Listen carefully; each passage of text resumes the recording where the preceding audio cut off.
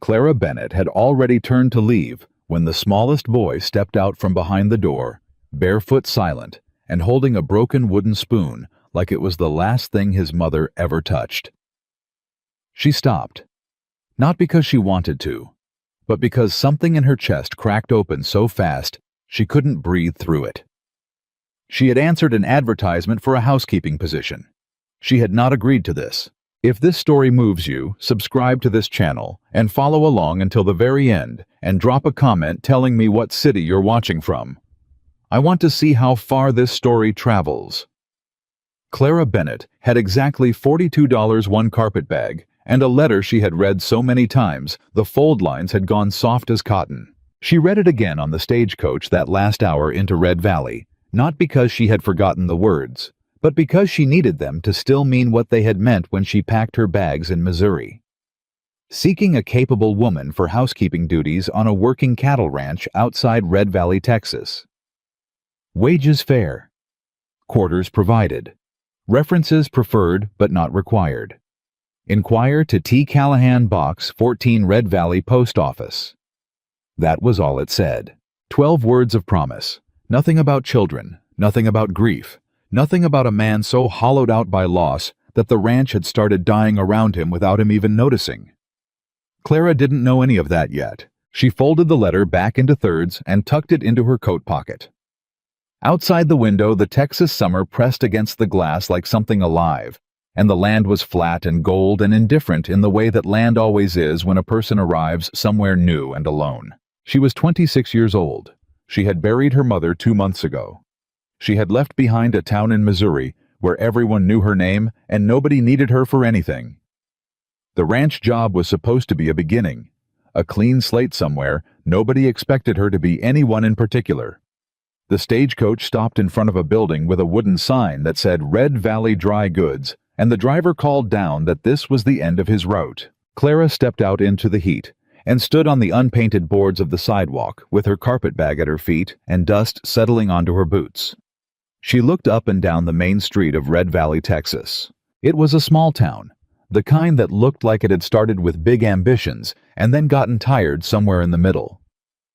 2 saloons, a post office, a church with a bell that needed paint, and a row of houses past the edge of the commercial strip that she could see from where she stood.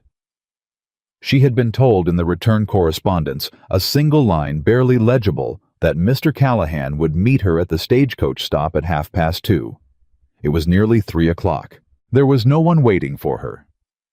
Clara picked up her carpetbag and stood in the full heat of the afternoon sun and waited with the patience of a woman who had learned early that patience was the only reliable thing she had. She waited 12 minutes before she heard the wagon. It came from the north end of town, moving at a pace that suggested the horse had opinions about the heat and had communicated them successfully. The wagon was a working ranch wagon, wood-worn gray. The seatboard cracked along one side, the wheels bearing the particular kind of dust that meant many miles in hard ground. The man driving it did not look like the letter. The letter had been written in a steady, clean hand. The man behind the reins looked like someone who hadn't slept properly in several months and had made his peace with that. He was tall, even sitting down broad across the shoulders, wearing a hat with the brim pulled low against the sun.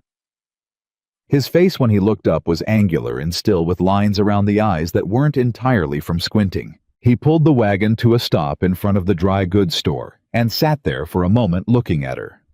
Clara looked back. "You're Miss Bennett," he said. It was not a question. "I am," she said. "You're Mr. Callahan." "I am." He climbed down from the wagon. He was taller than she'd estimated. He held his hat in his hand and turned it once by the brim, a gesture that might have been courtesy or might have been nerves, she couldn't tell which. "I apologize for the time. I had a—" He stopped. There was a delay. "It's all right," Clara said. "I had nowhere pressing to be." He looked at her for a moment with an expression she couldn't read. Then he reached down and picked up her carpetbag before she could object. "The ranch is about 6 miles out," he said. "We've got daylight." "Mr. Callahan," he stopped. "Is there anything about the position I should know before we make that ride?" she asked.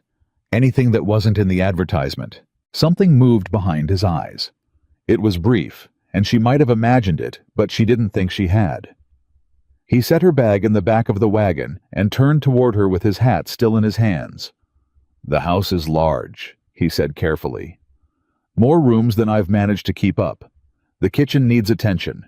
The garden's gone to—" He stopped again. "There's a fair amount of work to be done." "I'm not afraid of work," Clara said. "No?" he said, looking at her steadily. "I didn't figure you were." He helped her up onto the wagon seat without asking if she needed it, which she found she didn't mind. They pulled out of Red Valley, heading north, and Clara watched the town drop away behind them. She did not ask him any more questions. He did not volunteer anything. For 6 miles, they rode in a silence that was not entirely comfortable and not entirely uncomfortable either. The land opened up around them into something vast and heat-shimmered, broken only by the occasional fence post or distant stand of scrub oak. The sky above Texas in July was its own kind of violence, enormous and pale blue and absolutely relentless.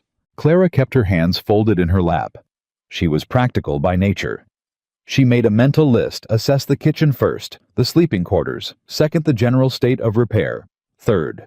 She would know within 24 hours what the job actually required. She was still thinking about the kitchen when the ranch came into view. It was a good-sized spread. That much was clear even from the road. The main house was 2-story built solid, the kind of structure that had been put up by someone who intended to stay. There was a barn and 2 outbuildings and a corral where 3 horses stood with their heads low in the heat. The fencing needed work in 2 places she could see from here, and the front porch had a board that had warped away from the frame. But it was not a failed place. That was what she noticed.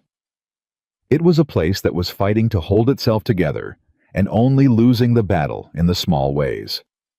Thomas Callahan pulled the wagon around to the front of the house and set the brake. Clara had her hand on the side of the wagon ready to step down when she saw them. They were on the porch. 4 of them, standing in a line without having arranged themselves into one, the way children sometimes simply arrive in formation without knowing they've done it. The oldest was a boy of about 10, with his arms crossed and his jaw set in a way that was a perfect copy of his father's. Behind him, a girl perhaps 8, dark-haired and watchful, her eyes moving over Clara with an assessment that was uncomfortably thorough.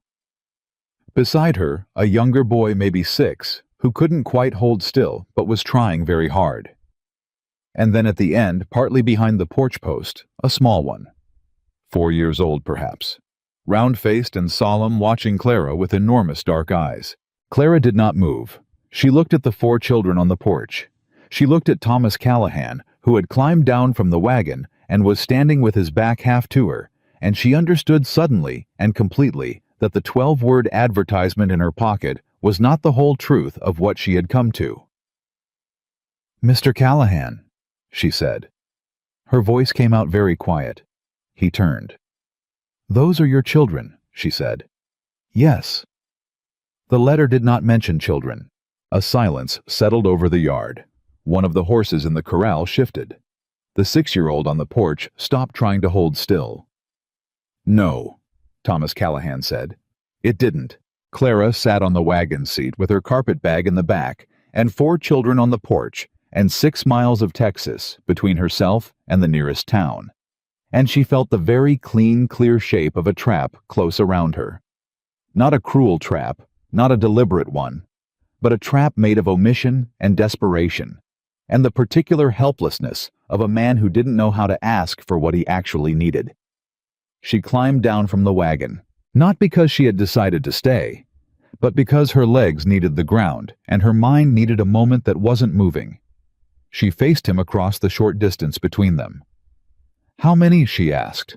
4. The letter said housekeeper. It did. "A housekeeper," Clara said slowly, "is not a mother." Thomas Callahan held her gaze. There was no apology in his expression, and no manipulation either. Just a tiredness so deep it had become structural, like it was holding up his bones. "I know that," he said. "Then what exactly did you think would happen when I arrived and found—" She gestured toward the porch. "I thought," he said, "that you might see the situation and decide it was worth the wages." "What are the wages?" he told her. They were more than fair. They were, in fact, considerably more than she would have expected for a housekeeping position in a town this size. The kind of wages that meant he had known going in that he was asking for more than he'd advertised. Clara looked at him for a long moment. Then she looked at the porch. The oldest boy had not moved. His arms were still crossed. He was watching her with the expression of someone who had already decided she was going to leave and was simply waiting for her to confirm it. The girl had moved half a step forward without seeming to realize it, her head tilted, studying Clara's face. The 6-year-old had given up on stillness and was now shifting his weight from foot to foot with barely contained energy. And the smallest one, the one at the end of the porch half hidden by the post, was still watching her. He hadn't looked away since she stepped down from the wagon. There was something in his face that she recognized without wanting to. She had seen that expression in mirrors in the weeks after her mother died. The look of someone standing on the far edge of something they didn't know how to cross. "Their mother," Clara said. She said it to Thomas Callahan not as a question. 18 months ago, he said. She closed her eyes briefly. When she opened them, he was still looking at her with that same exhausted steadiness. "Mr. Callahan," she said, "I came here for a housekeeping position. I want to be clear with you about that." "You've been clear," he said. "I am not a nursemaid. I am not a substitute for. I'm not asking you to be." "Then what are you asking?" He was quiet for a moment. He looked at the porch and something moved across his face. Not sentiment exactly, but something close to it. The way a man looks at a problem he has no good solution to. "I'm asking you," he said finally, "to cook and clean and manage the house. The children—" He stopped. "They'll manage themselves." Clara almost said something sharp. She bit it back, because the boy on the porch, the oldest, the one with his arms crossed and his jaw set, had just flinched at his father's words. Just slightly. Just enough that she caught it and wondered if his father had. She looked at Thomas Callahan, and she looked at the porch, and she looked at the enormous Texas sky overhead, and she made the least sensible decision of her life. "I will stay through the end of the week," she said. "I will assess whether the position is workable. If it is, we will discuss terms. If it is not, you will arrange transportation back to Red Valley, and we will consider the matter settled." Thomas Callahan studied her for a moment. Then he nodded once, like a man accepting terms he hadn't expected. "Fair enough," he said. He turned toward the porch. "Children," he said. "This is Miss Bennett. She'll be staying for a time." The oldest boy's jaw tightened. He said nothing. The girl gave a small, solemn nod. The 6-year-old said, "Are you going to cook supper?" "Luke," his father said. "It's a fair question," the boy said without any particular apology. Clara found herself fighting back something that was not quite a smile. "If there's something to cook with," she said, "then yes." "There's beans," Luke said. "There's always beans." "Luke!" Thomas Callahan's voice carried more exhaustion than authority. Clara picked up her carpet bag from where Thomas had set it by the porch steps. "Beans will do for tonight," she said, and she walked up the steps and into the house without waiting to be shown the way. The kitchen was worse than she'd expected and better than she'd feared. The dishes were stacked, but not washed. The floor had been swept at some point in the recent past. The stove needed blacking, and the wood box was half empty. The pantry held beans cornmeal, some dried beef, a jar of what appeared to be preserves that were probably last autumn's, and 3 onions that were still good. Clara stood in the kitchen doorway and took stock. Behind her, she heard footsteps on the stairs. Small ones. One set tentative, stopping at the bottom of the kitchen steps. She didn't turn around. "You don't have to stand in the hall," she said. A pause, then the sound of feet crossing the floor. She turned to find the girl Emma, she would learn later, standing at the kitchen table with her hands at her sides, watching Clara with those careful, measuring eyes. "Did you really come for the job?" Emma asked. "Or did Papa send for you special?" "I answered an advertisement," Clara said. "Your father's advertisement, in the Kansas City paper." Emma thought about this. He sent it to a lot of papers. Did he? He sent it to 6. Jacob counted. Clara turned back to the pantry and began taking stock of what she had to work with. And how many people wrote back? 3, Emma said. The others said no when he wrote back and told them about us. Clara stopped what she was doing. She kept her back to the girl. She needed a moment to arrange her face. He told them about you, she asked carefully. He told them there were 4 children and no wife, Emma said. They wrote back and said they'd changed their minds. Clara turned the jar of preserves over in her hands. It was plum. Good color still. But he didn't tell me, she said. No, Emma said. There was no judgment in her voice, just an 8-year-old stating a fact she'd already organized into the category of things that were simply true. Papa said you probably would have said no too, if he'd told you, so he didn't. Clara set the plum preserves on the counter. He was probably right, she said. Emma was quiet for a moment. Then, are you going to leave at the end of the week? I said I'd assess whether the position was workable. That means you don't know yet. That means I don't know yet, Clara agreed. Emma turned this over. She pulled out one of the kitchen chairs and sat down in it with the particular deliberateness of a child who has decided to commit to being somewhere. I can help, Emma said. In the kitchen. I know where everything is. Clara looked at her. 8 years old. Dark hair coming loose from 2 braids that someone had attempted and then given up on somewhere between careful and good enough. A dress that was clean, but slightly too short. The hem let down as far as it would go. I'd appreciate that, Clara said. Supper was beans and onion and cornbread, and it was eaten at a table that seated 6, with 1 chair left empty, at the head, opposite Thomas Callahan. Nobody sat in it. Nobody mentioned it. Luke talked through most of the meal about a lizard he had found behind the barn, and his theory that it was the same lizard he had found last summer, which Jacob disputed on the grounds that Luke couldn't tell one lizard from another. This argument carried them through the beans. Thomas Callahan ate in silence and answered direct questions when they were put to him, and otherwise seemed to exist in a separate room from the rest of them, even while he was physically present. Noah, the youngest, the one with the enormous dark eyes, sat beside Clara without having asked to. He had simply arrived in the chair next to hers when they sat down to eat, and then proceeded to eat his meal with the focused concentration of a 4-year-old who is applying himself seriously to the task. Halfway through the meal, without looking up from his bowl, he reached over and put his small hand on Clara's wrist. Just resting there, not grabbing, not asking for anything. Just there. Clara went very still. She looked down at that small hand on her wrist.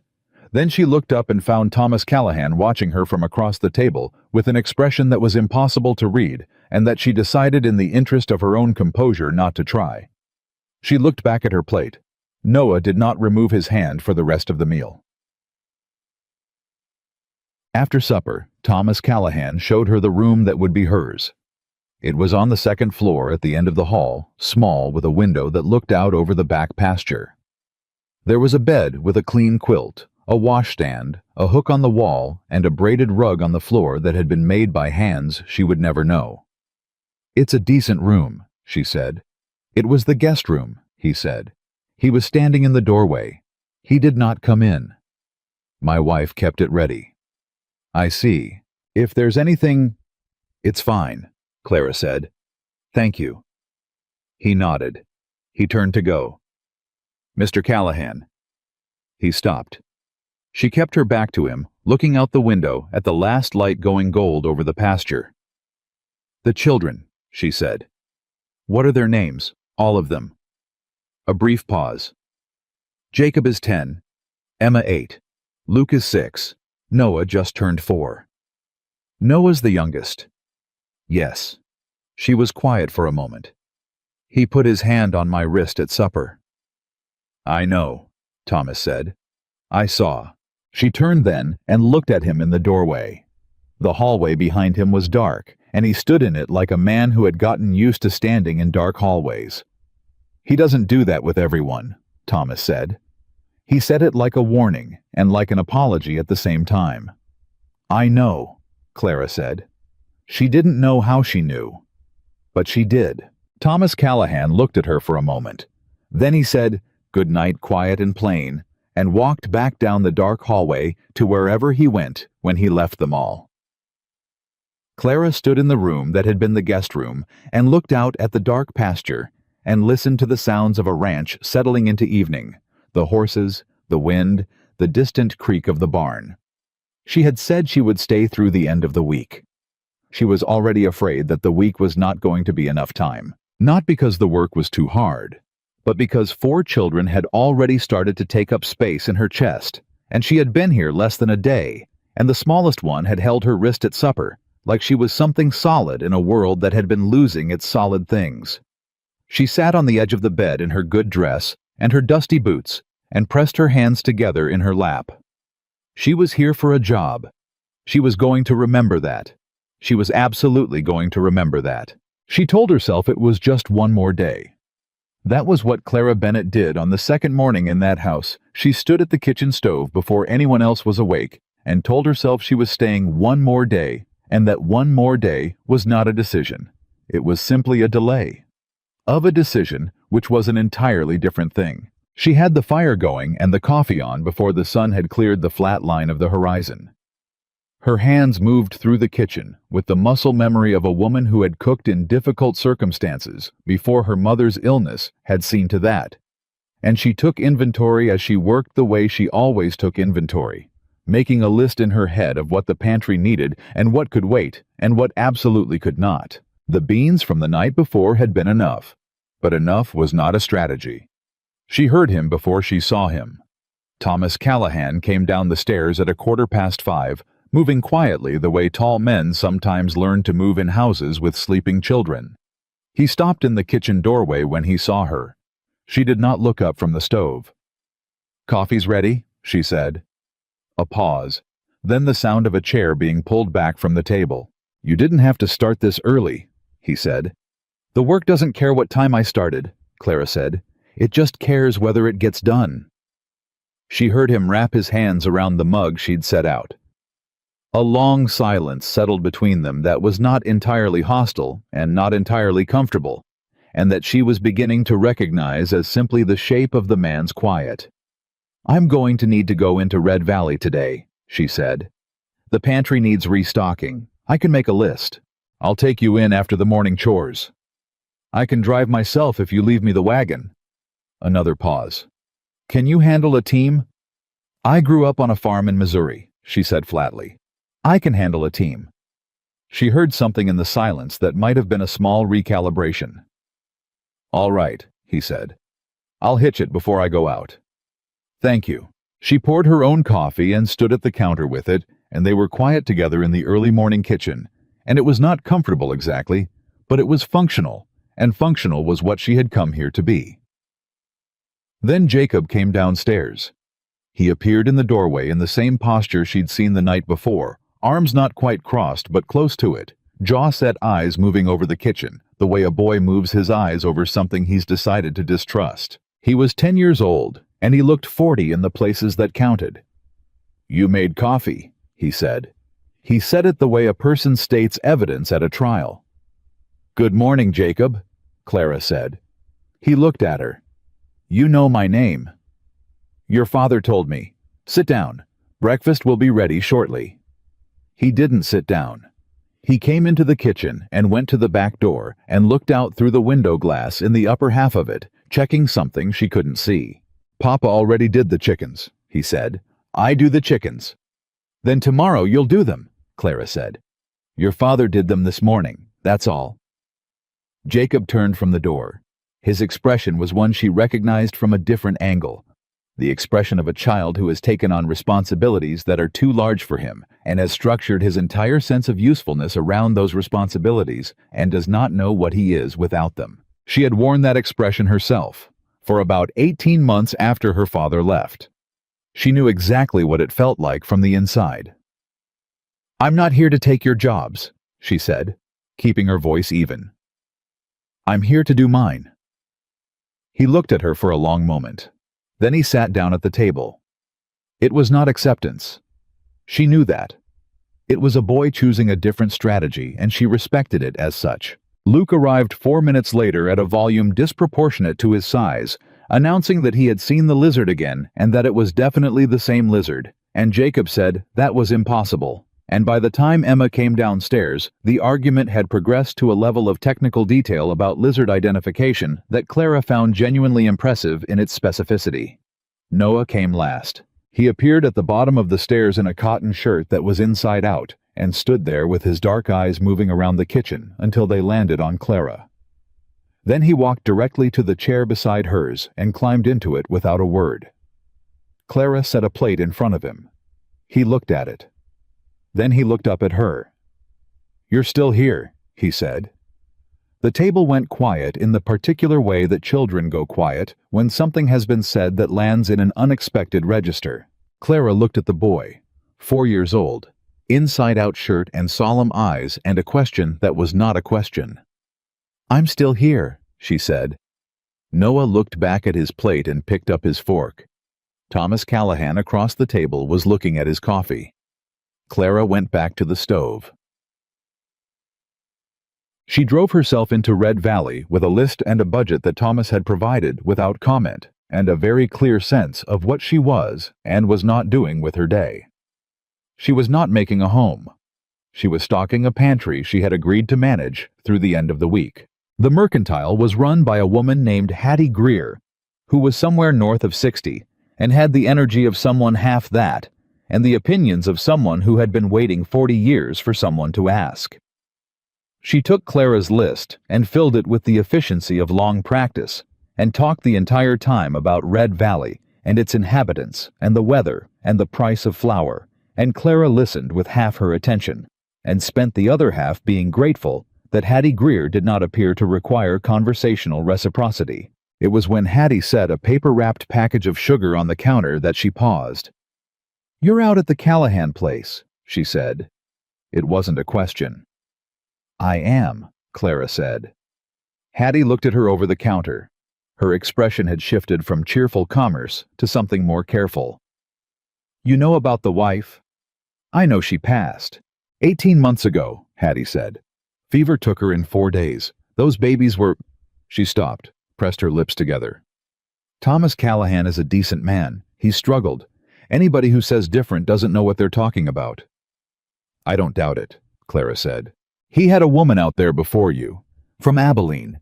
She lasted 9 days." Hattie folded the top of a flour sack with practiced precision. "And one before that who never even got off the stagecoach when she saw the children." Clara was quiet for a moment. "She didn't get off the stagecoach," she said. Took one look through the window and told the driver she'd made a mistake. Hattie met her eyes. Those children were on the porch waiting. Something moved through Clara's chest that she did not name. "How long ago?" she said carefully. 8 months, give or take. Hattie slid the wrapped packages across the counter. "Jacob saw the whole thing. He was the one who'd gotten the little ones dressed and brought them out to meet her." Clara picked up the first package. She thought about a 10-year-old boy who had dressed his younger siblings and brought them out to the porch to meet a woman who had looked through a stagecoach window and decided they weren't worth stepping down for. She thought about crossed arms and a jaw set at a particular angle. She set the package in her basket and picked up the next one. "Thank you for the supplies, Mrs. Greer," she said. "Miss Bennett?" Hattie's voice stopped her at the door. Clara turned. The older woman was looking at her with an expression that was not pity and not quite hope, but something in between. "Those are good children," she said. "All 4 of them. They just need somebody to stay."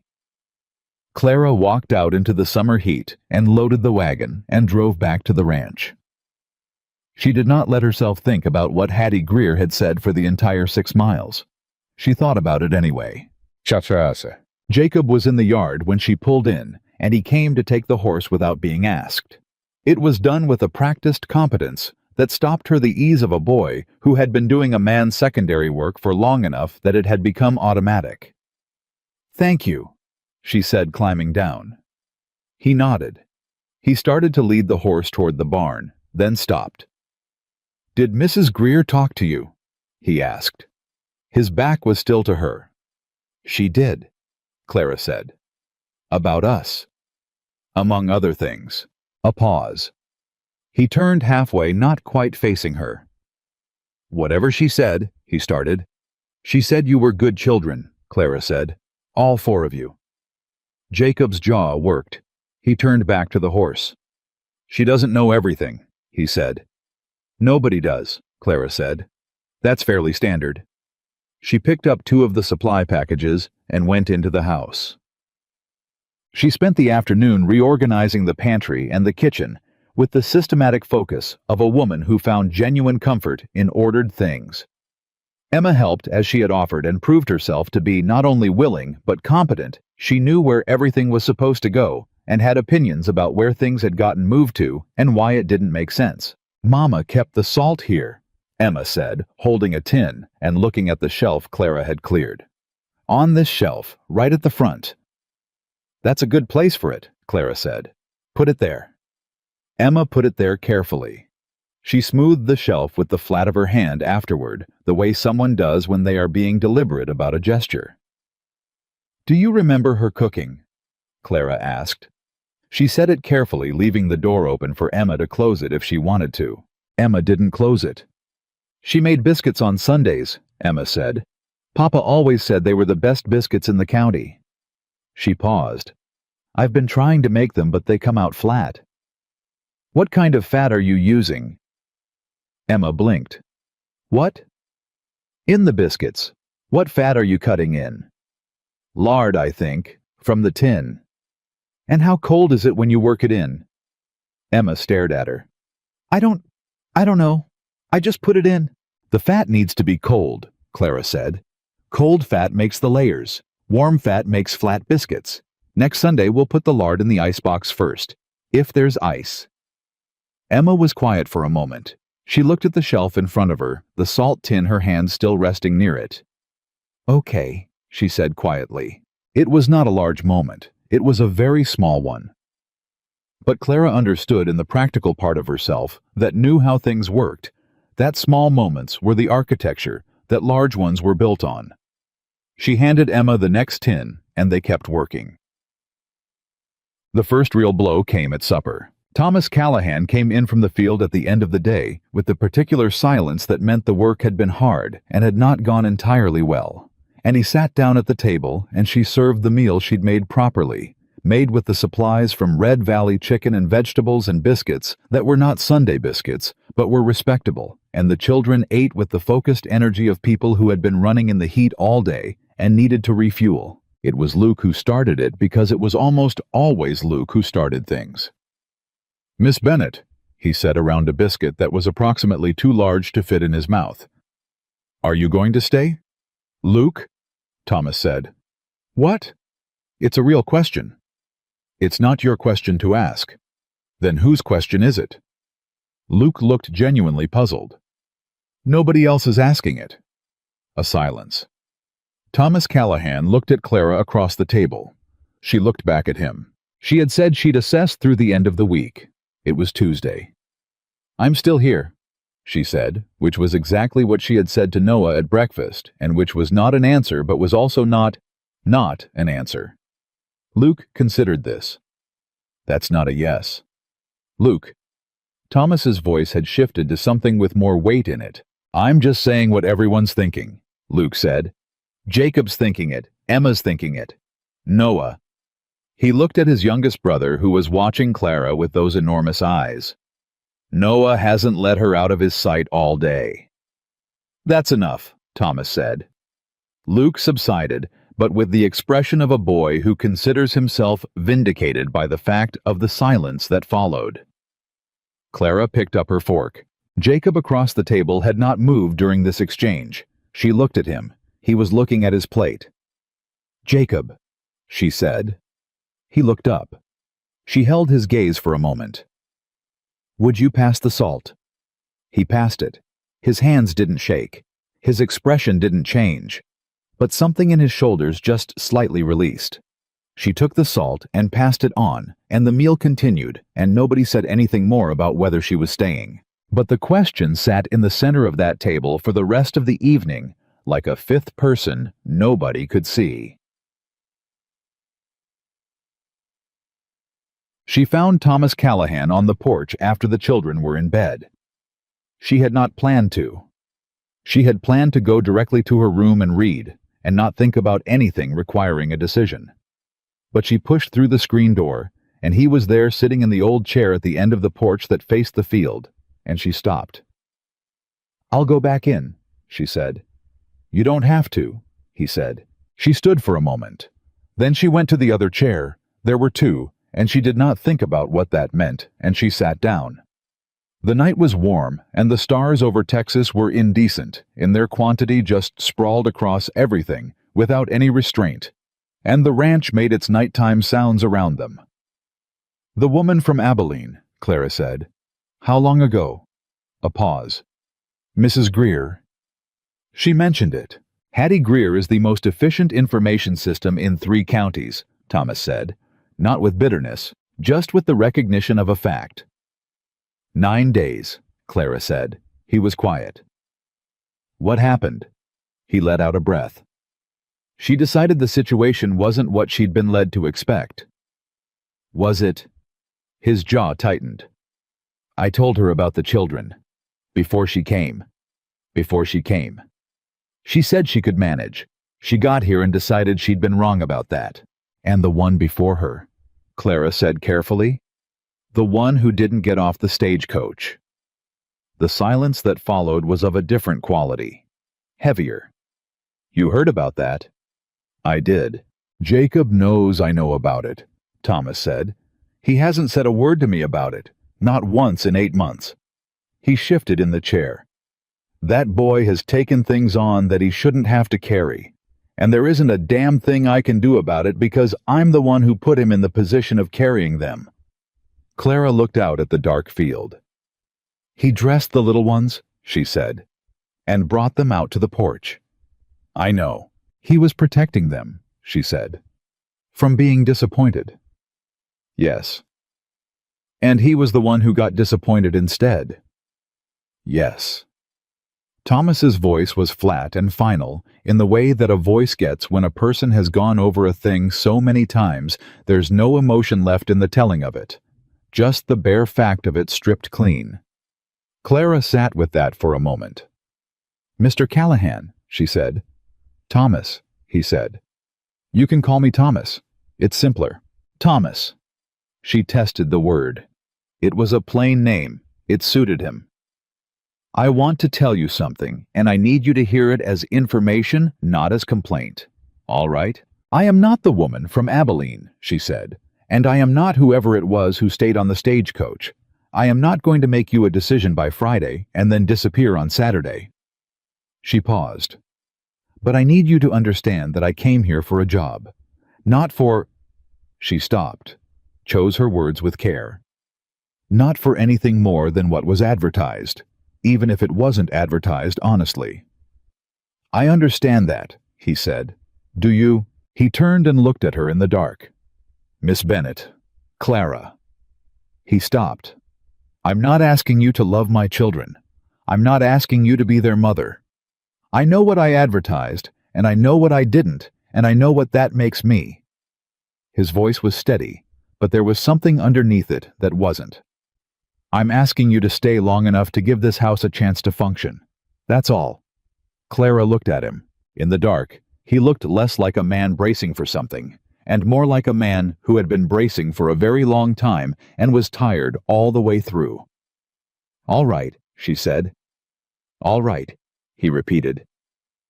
They sat for a while longer in the 2 chairs on the porch, not speaking, while the night settled around the ranch and the stars went on being excessive and the horses in the corral moved and settled.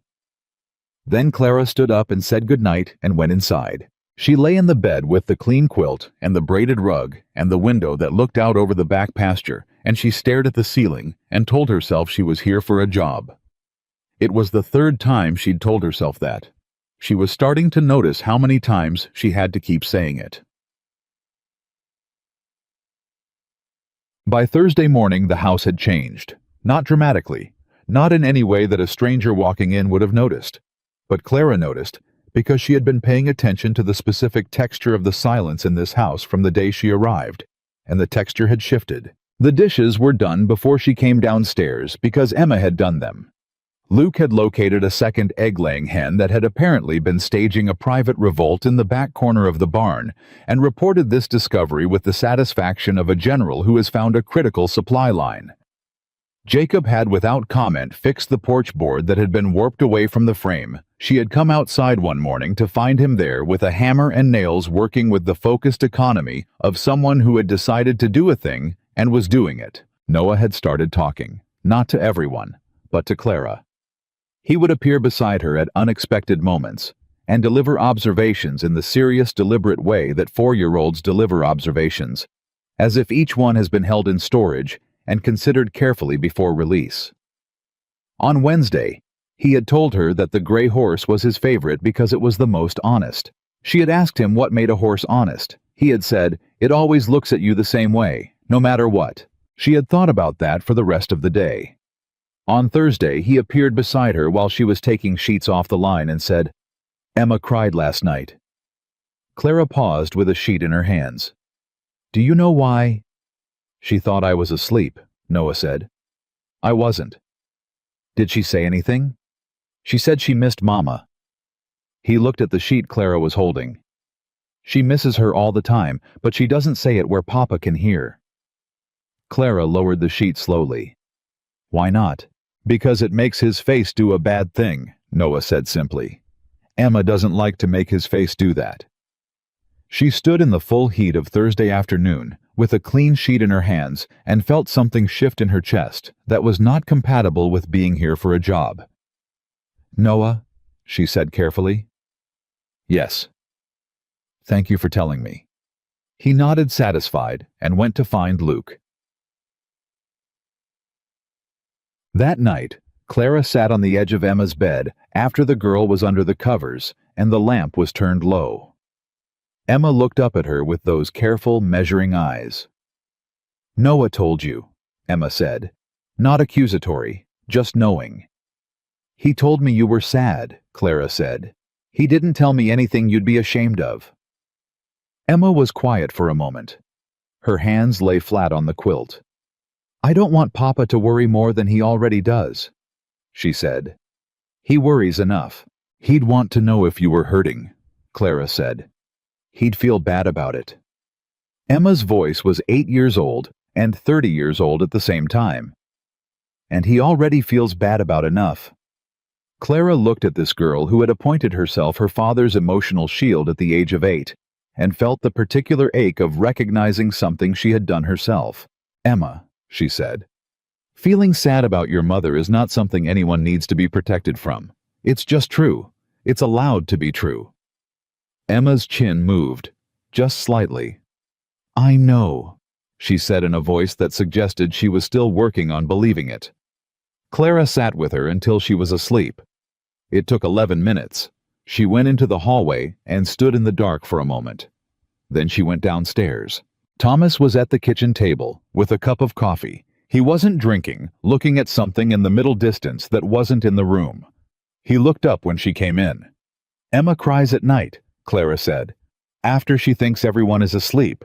She doesn't let you hear it because she doesn't want to make things harder for you." Something moved across his face.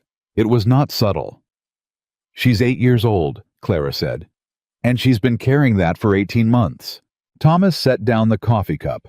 He put both hands flat on the table. "I didn't know," he said. "I know you didn't." "I should have." "You were drowning," Clara said. "People who are drowning don't always see the people next to them. That's not a character flaw. That's just what drowning looks like." He looked at her. She had said more in that moment than she had intended to say. She could feel the line between professional distance and something else, and she had just stepped across it without fully deciding to. "I'll go check on Jacob," she said, and started to turn. "Clara." She stopped. "Thank you," Thomas said. His voice was rough in a way that had nothing to do with disuse. She nodded once. She went upstairs. She checked on Jacob, who was asleep with one arm flung over his face, in the way of a boy who has finally let himself rest.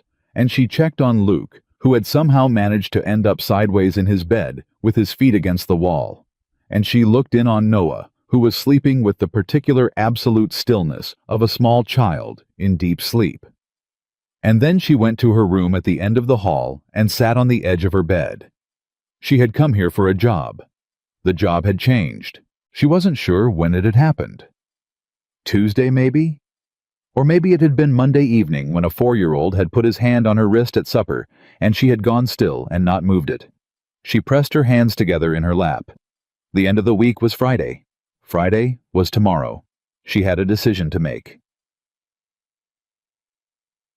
She made it at 5 in the morning when she came downstairs and found Jacob sitting at the kitchen table in the dark. He was not asleep. He was sitting exactly the way his father sometimes sat, hands flat on the table, looking at the middle distance, and he startled when she came in, pulling himself up and setting his jaw and doing everything he could to look like he'd meant to be there. "Couldn't sleep," he said. "I know the feeling," Clara said. She went to the stove and started the fire without turning on the lamp. The early gray light was enough. She worked in it while Jacob sat at the table, and she did not push him to talk. He lasted 4 minutes. "Are you leaving today?" he said. "Is that what you think?" "It's Friday." His voice was flat. "You said through the end of the week."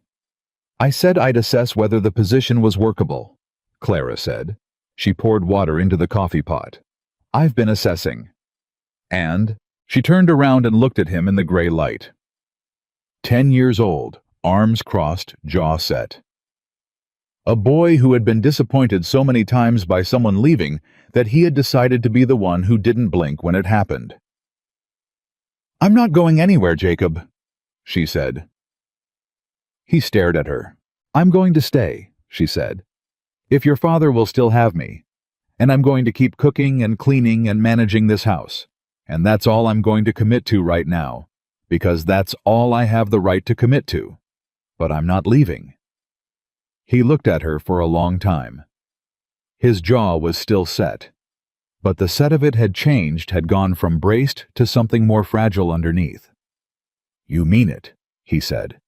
"I don't say things I don't mean," she said. He looked down at the table. One hand came uncrossed from his arms and pressed flat against the wood the way his father's hand sometimes did, and she recognized the gesture as something passed down without anyone noticing it was being passed. "Okay," he said. Quiet and cracked at the edges the way a boy's voice gets when it's doing something the boy didn't quite authorize it to do. Clara turned back to the stove. "Go get dressed," she said. "You can do the chickens this morning." She heard the chair scrape back. She heard his feet on the stairs. She stood at the stove in the gray morning light, with her hand on the coffee pot, and her jaw set, and her heart doing something complicated and unprofessional in her chest, and she thought, "Well, there it is then." She told Thomas at breakfast. She waited until the children had eaten, and Jacob had gone out to check the fence line the way he'd started doing every morning without being asked, and Luke had disappeared in the direction of the barn with the focused energy of a boy who had appointed himself the official lizard census coordinator of the entire property. And Emma had taken Noah out to the garden to do whatever it was the two of them did out there in the mornings, that they never fully explained.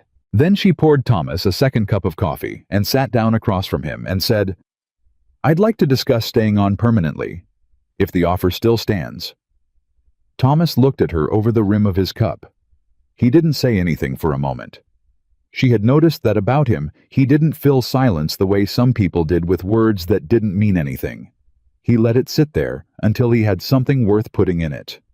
"The offer stands," he said. "Then I'll stay." He nodded. He set the cup down. He looked at the table for a moment and then looked back up at her. "The wages I mentioned," he said, "are fair," she said. "I told you that. I want to be clear about what I'm asking." "You're asking me to cook and clean and manage the house," Clara said. "I'm clear." Something moved behind his eyes. She had started to recognize the particular vocabulary of his expressions, the way he looked when he was holding something back, the way he looked when he'd accepted something he hadn't expected to accept. "Yes," he said. "That's what I'm asking." "Good," she said, and stood up and cleared the breakfast dishes, and that was how it was settled. It was the most practical conversation she'd had about the most impractical decision of her life. The thing about deciding to stay was that the house seemed to know. Clara couldn't have explained it rationally. But in the days that followed, the place changed its behavior toward her in small and specific ways. The screen door stopped catching on its hinge the morning after she stayed. Thomas had fixed it, she realized without comment. The wood box was never empty when she came to the kitchen now, because Jacob had added it to his morning rounds. Emma started leaving the salt tin at the front of the shelf, the way she'd placed it the first day, as if claiming it for permanence. And Noah started saving things for her. He had a habit, she discovered, of collecting objects that interested him: a smooth stone, a feather, a piece of quartz that caught the light a particular way, and now he brought them to her. Not to show, just to give. He would appear at her elbow with a small offering and place it on whatever surface was nearest, and walk away with the satisfied expression of a person who has completed an important errand. She kept them. She didn't make a show of keeping them. She just set them on the windowsill above the kitchen sink, one by one, in the order she received them, and said nothing about it. On the 5th day, after she decided to stay, Noah came into the kitchen while she was kneading bread dough and stood beside her and watched for a while. "Miss Bennett," he said. "Noah. Are you happy here?" She kept working the dough. Her hands pressed and turned and pressed. "I think I'm getting there," she said. He considered this with great seriousness. Then he reached into his pocket and placed a small, perfect pine cone on the edge of the counter beside her. "That one's for getting there," he said, and left. She stopped kneading. She stood there with flour on her hands and a pine cone on the counter, and the summer heat pushing through the window, and she was not going to cry about a 4-year-old's pine cone. She was absolutely not going to do that. She pressed the heel of her hand into the dough and got back to work. It was Luke who found the trouble first. He came running into the kitchen on a Wednesday afternoon. It was the 2nd week of July, now the heat at its most serious, and he was moving at a speed that Clara had learned meant either great excitement or actual emergency. And the look on his face ruled out excitement. "There's a man at the gate," he said. "What kind of man?" "A suit man," Luke said. "With a buggy. He's asking for Papa." Thomas was in the south field. Clara wiped her hands on her apron. "Where's Jacob?" "With Papa." She went to the front of the house. The man at the gate was perhaps 55, dressed in town clothes that were too heavy for the weather, and wearing the expression of someone who considered that other people's discomfort with his presence was their problem, not his. He had a leather case across his knees, and a driver holding the reins of a very clean buggy. He saw Clara come onto the porch, and his expression shifted into the particular professional pleasantness of a man who has learned to use pleasantness the way other men use tools. "Good afternoon," he said. "I'm looking for Thomas Callahan." "He's in the field," Clara said. "Can I ask your business?" "My business is with Mr. Callahan." He smiled. "I'm Harold Reese, from the Red Valley First Bank." Clara kept her face exactly where it was. "I'll send for him," she said. "Would you like to wait?" "That would be fine, yes."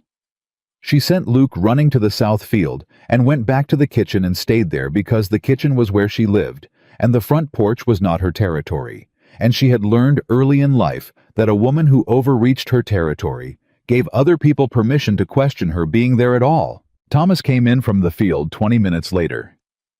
She heard the screen door and then his boots on the kitchen floor, stopping beside the sink. "You know what he wants," he said. "He said bank business," Clara said. She didn't turn from the stove.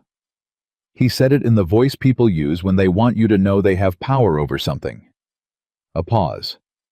"Yeah," Thomas said. "I know what he wants." He went through the kitchen to the front of the house. She heard the screen door again.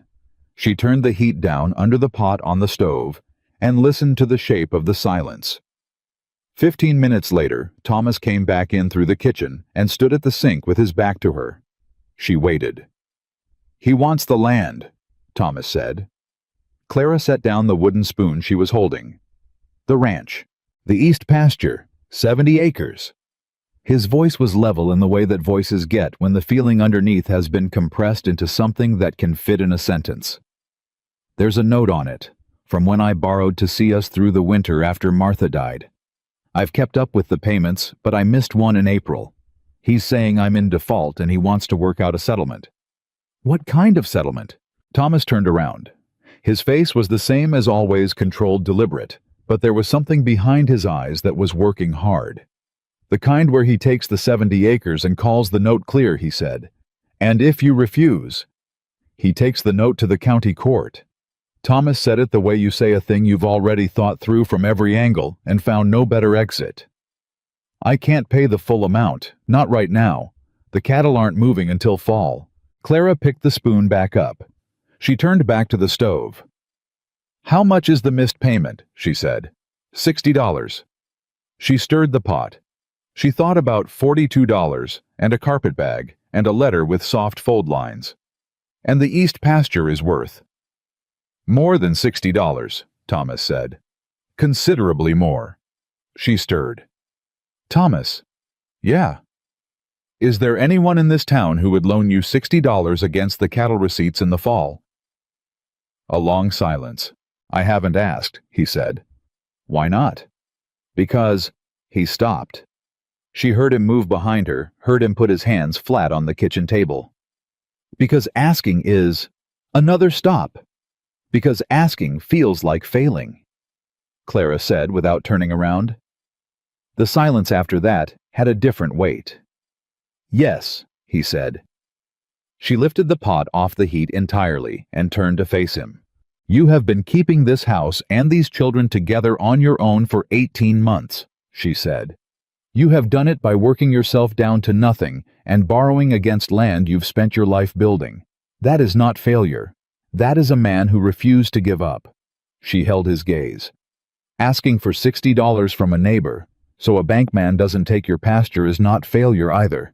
It is sense. Thomas looked at her. He had the expression of a man who has been told something his whole body wants to argue with and can't find the argument.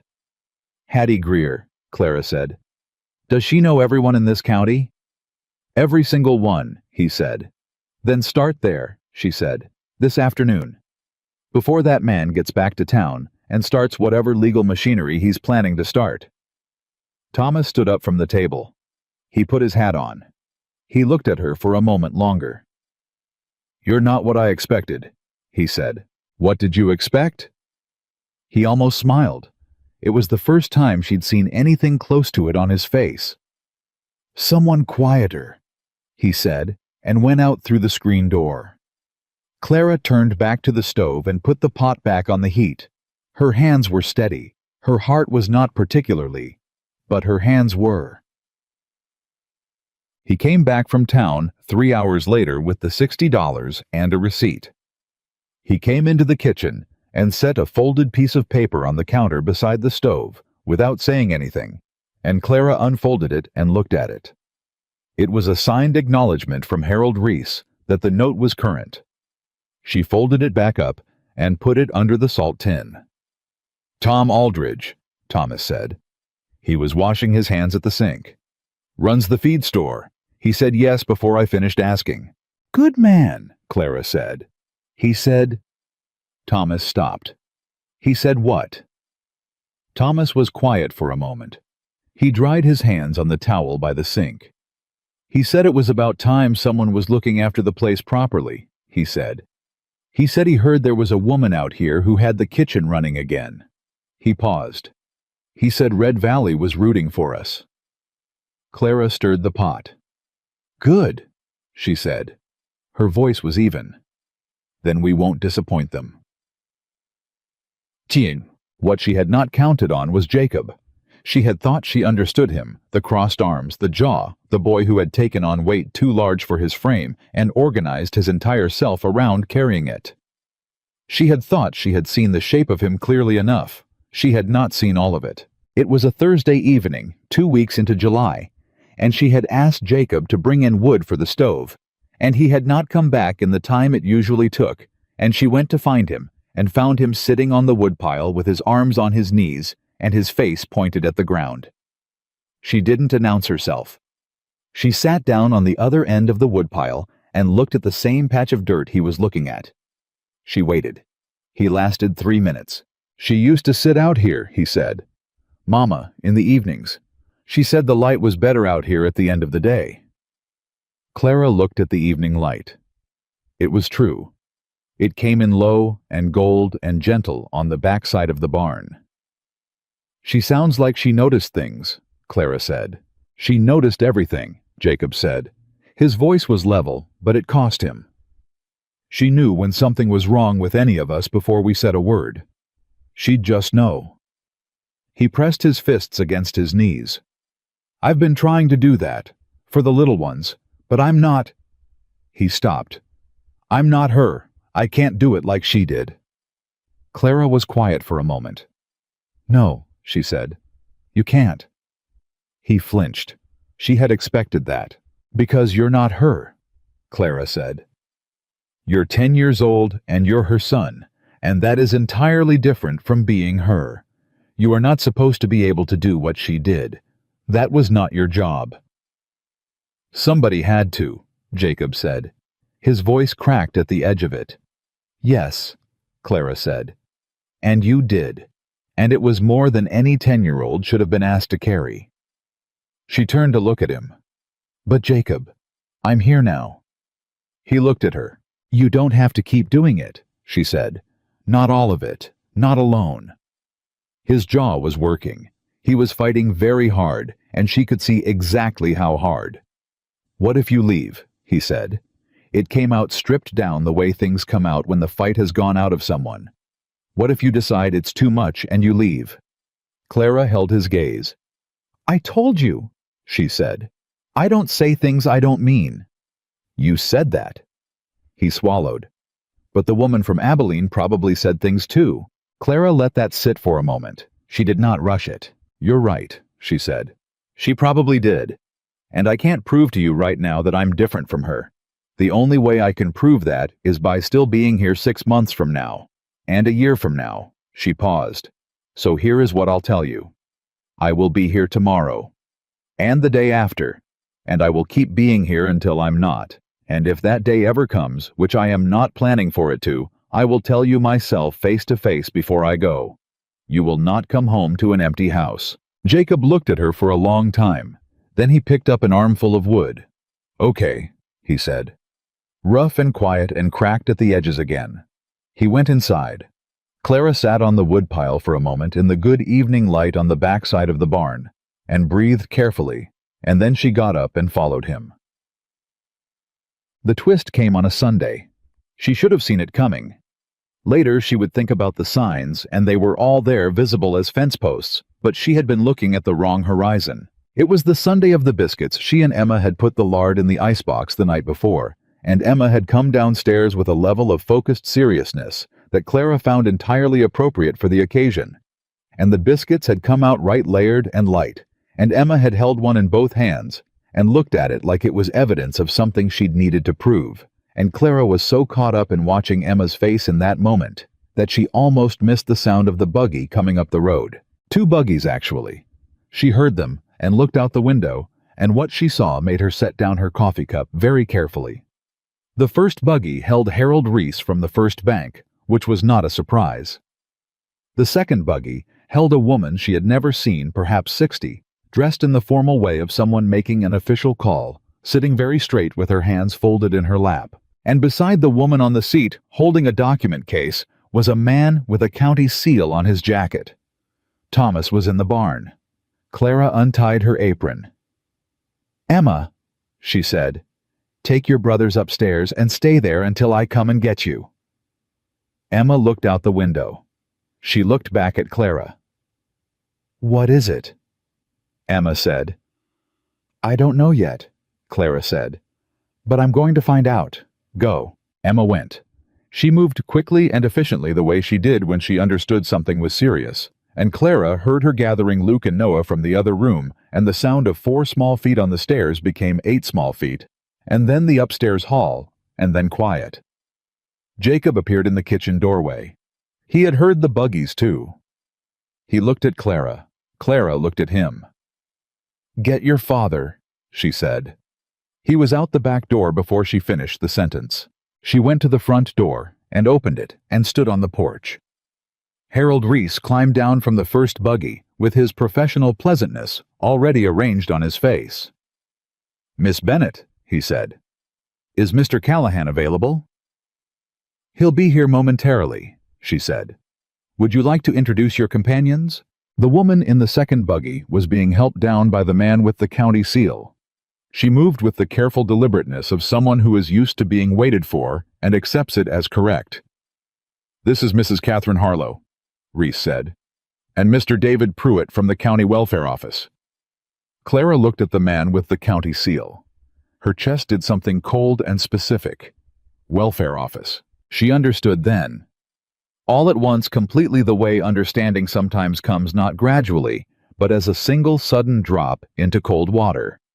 This was not about the land. This had never only been about the land. "Mr. Reese," she said, and her voice came out level because she made it, "What exactly is the purpose of this visit?" Reese had the grace to look at least partially uncomfortable. "There have been some concerns raised," he said, "about the welfare of the children on this property, their living situation, the adequacy of their care." "Raised by whom?" "By concerned citizens," Mrs. Harlow said. She had a voice that matched her posture. "It is the county's responsibility to ensure that children in this county are being properly provided for." "These children," Clara said, "are being properly provided for." "That will be for the county to determine," Mrs. Harlow said. She looked at Clara the way certain women look at other women, measuring, filing, categorizing. "And you are?" "Clara Bennett. I manage this household." Mrs. Harlow looked at her for a moment with an expression that contained a number of opinions she hadn't voiced yet. Thomas came around the side of the house then with Jacob 2 steps behind him, and staying there despite Thomas's body language indicating he should go back. Thomas took in the scene in the yard in one sweep. Reese the woman, the man with the county seal, and his face did the thing it did when he was compressing something very large into something very small. "Reese," he said. "Thomas." Reese's professional pleasantness had stiffened slightly. "I apologize for the circumstances. This isn't what I'd have chosen." "Whose idea was it?" Reese looked at Mrs. Harlow. "A complaint was filed," Mrs. Harlow said, "anonymously, with the County Welfare Office, alleging that the Callahan children have been left without adequate supervision and care following the death of their mother. Given the report, we are required by the county to conduct an assessment." Thomas stood very still. "An assessment," he said, "of the children's living situation, their physical condition, My children," Thomas said, "are fed and clothed and in good health. They attend school when school is in session. They have a managed household, and a woman who—" He stopped. He looked at Clara. She looked back at him. In that look, in the space of 2 seconds, they had a conversation that contained several things that hadn't been said yet. "Who filed the complaint?" Thomas said. "It was anonymous," Mrs. Harlow said. "Reese." Thomas turned to the banker. "Who filed the complaint?" Harold Reese looked at his shoes. And in that look at his shoes, Clara understood the whole picture. The note. The East pasture. The $60 Thomas had paid with Tom Aldridge's help. The deal Reese had expected to close on 70 acres of Callahan land, closed out from under him by a woman who'd told a grieving man to go ask for help at the feed store. And now this. Not a welfare concern. A strategy. A way to pressure Thomas through his children when the land approach had failed. "Mr. Reese?" Clara said. He looked up. Her voice was very quiet. She had learned over her lifetime that there was a particular kind of quiet that commanded more attention than volume. "I would like you to be very careful," she said, "about what happens next. Because what you have done, and I want to be clear, that I know exactly what you have done, is file a false complaint against a man through his children. And I want you to think carefully about what the people of this county will make of that when they know." Reese opened his mouth. Tom Aldridge knows, Clara said. He loaned Thomas $60 last week and he knows why it was needed. Hattie Greer knows everything about everyone in this county. And Mrs. Harlow... She turned to the woman who was watching her now with an expression that had lost some of its certainty. I suspect you do not enjoy being used as someone's legal instrument. I suspect you have a genuine interest in children's welfare. So I am going to invite you inside to see these children and this house, and I think you will find that there is nothing here that requires the county's intervention. A silence settled over the yard. Jacob behind his father had not moved. His arms were crossed. His jaw was set. Thomas was looking at Clara with an expression she had not seen on his face before and did not entirely know how to categorize. Mrs. Harlow looked at her for a long moment. Then she said, I would appreciate that tour. The house passed. Of course it did. Clara had spent 3 weeks making sure it would not because she'd anticipated this specific threat, but because she was Clara Bennett, and a well-run house was its own kind of argument. Mrs. Harlow went through each room with Mr. Pruitt and his notebook, and she asked questions that Clara answered plainly, and she looked at the pantry that was stocked, and the kitchen that was clean, and the children's rooms that were orderly. And when Emma brought Noah downstairs at Clara's request, and stood beside her brother, with her chin up and her spine straight, in the way she had learned to carry herself. Mrs. Harlow looked at them both for a long moment. How are you children eating? She asked. Well, Emma said. Miss Bennett made biscuits this morning. She taught me how to make them properly. Mrs. Harlow looked at Emma. Something in her professional expression shifted. And are you happy here? She asked. Tell me the truth. Emma looked at Clara, then back at Mrs. Harlow. Yes, she said. We are. She paused.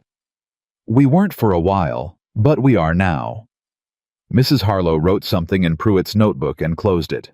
She found Thomas and Clara on the porch when she came out. The complaint, she said, does not appear to be substantiated. She looked at Harold Reese, who had waited in his buggy, with the expression of a man whose plan has not gone the way he expected. I will be filing my assessment with the county. I do not anticipate further action. She looked at Thomas. Mr. Callahan, your children are fortunate. I know that, Thomas said. Mrs. Harlow looked at Clara. Miss Bennett, she said. Something in her expression had moved from assessment to something more considered. Are you family? A beat of silence. Clara opened her mouth. She runs the household, Thomas said. Then, a half-second later, in a different voice, she's essential to this family. He had not planned to say it. She could tell by the way he said it. It came out before whatever editor he employed for his words could stop it. Mrs. Harlow looked between them. I see, she said in the voice of a woman who sees considerably more than she is being told. She got back into her buggy. Pruitt climbed up beside her. They drove down the road and away. Harold Reese sat in his buggy for a moment. Thomas walked to the edge of the porch. Reese, he said. The banker looked at him. Don't come back to this property unless I've sent for you, Thomas said. It was not a threat. It was a fact stated in a voice that made facts feel permanent. Reese picked up his reins and left. The yard was quiet. Clara stood on the porch, and Thomas stood at the edge of it, and Jacob was somewhere behind them, and the summer afternoon pressed down on everything hot and still and alive. Thomas turned. He was looking at her with that expression again, the one she hadn't been able to categorize. She looked back at him and tried to put it somewhere she could understand it and couldn't quite. Essential, she said. Quiet. He looked at her. Is that not what you are? She didn't have an answer for that. She went inside. She stood in the kitchen with her hands on the counter, and her heart doing something it had absolutely no professional authorization to be doing. And she looked at the row of small objects on the windowsill, the stones and the feather, and the piece of quartz and the pine cone.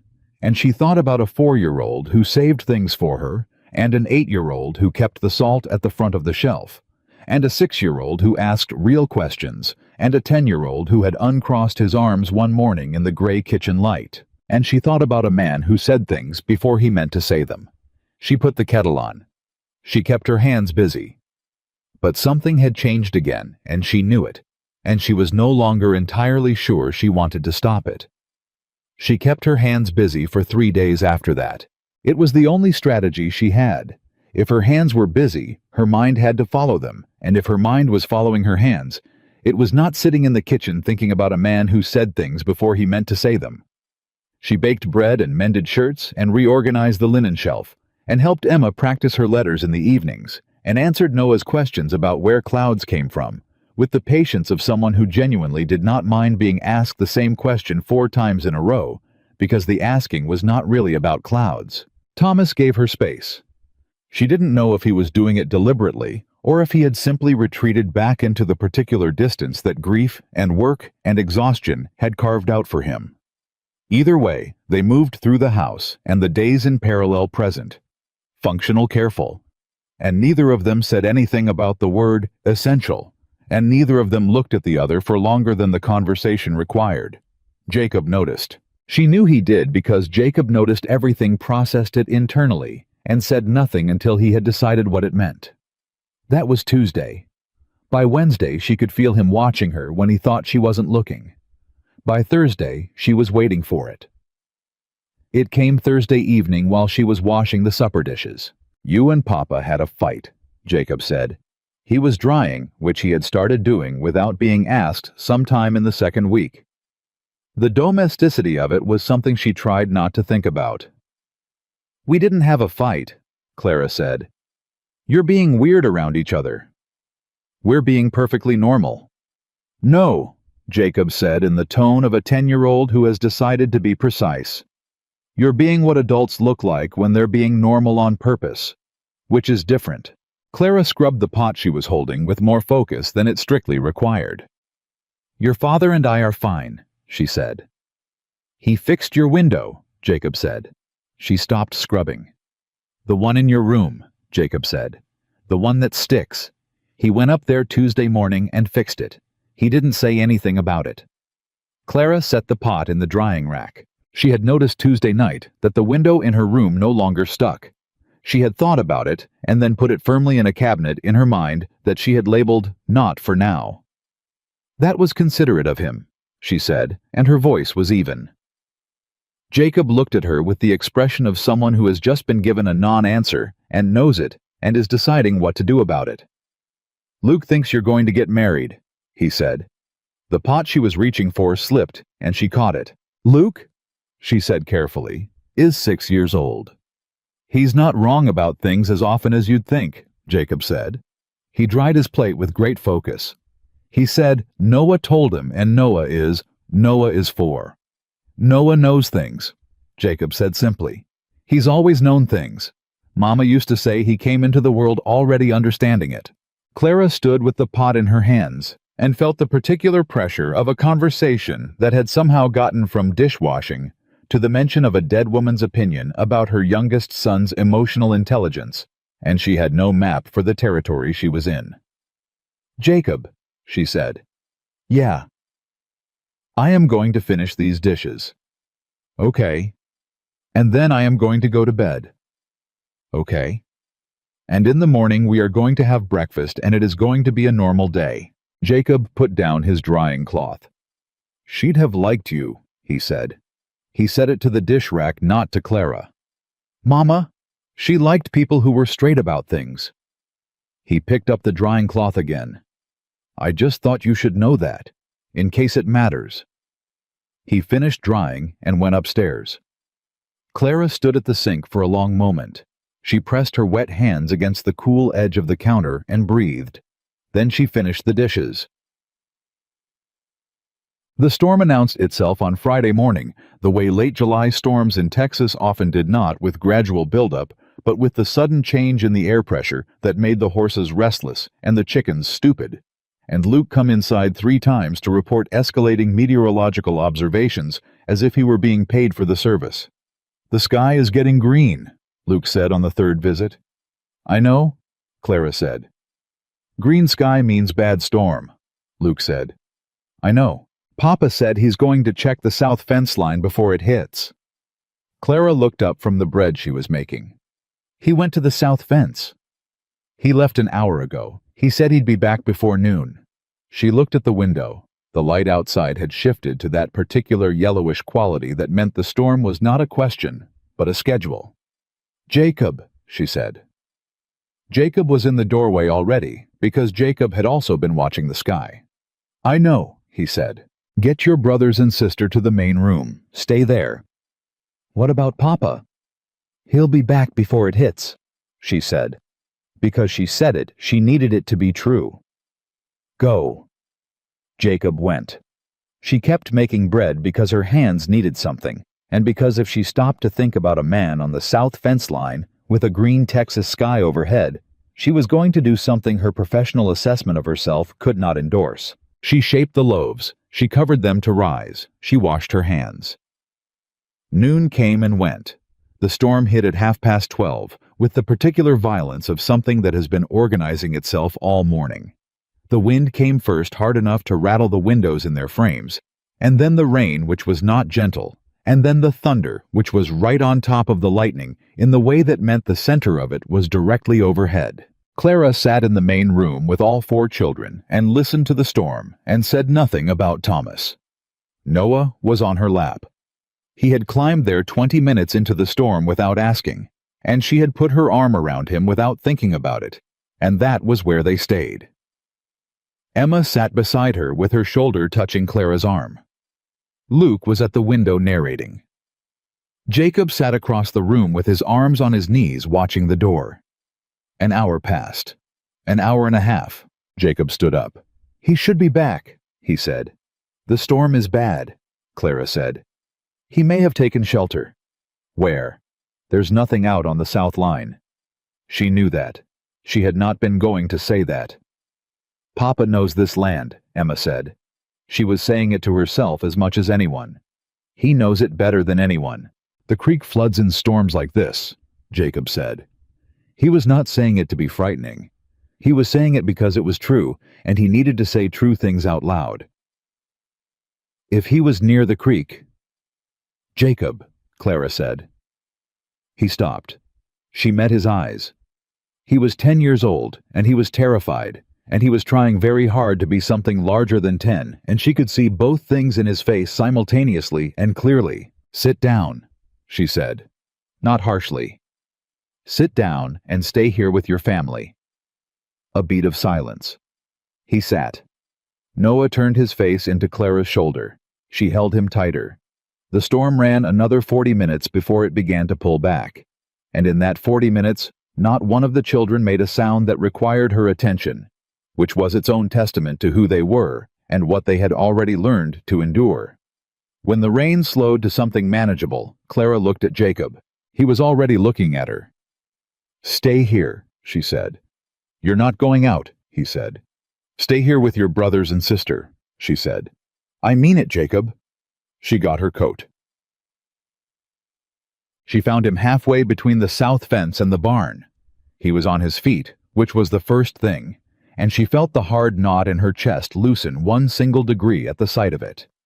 He was leading the horse by the reins, moving at a pace that was wrong, too deliberate, too careful, the walk of a man compensating for something. She crossed the wet ground toward him at a speed she would not have been able to explain rationally. Thomas, he looked up. Something moved across his face. Relief was part of it, and something more complicated that she didn't have time to examine. I'm all right, he said.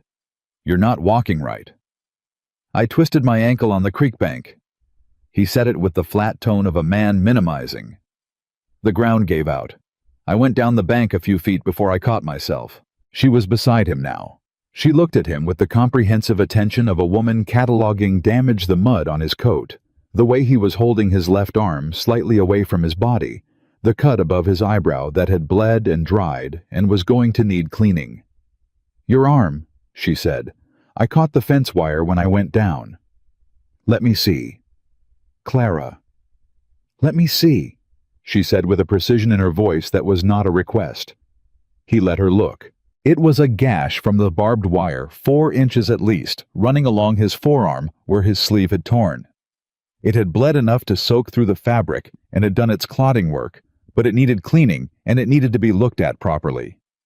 She took the horse's reins from him. "Put your hand on my shoulder," she said.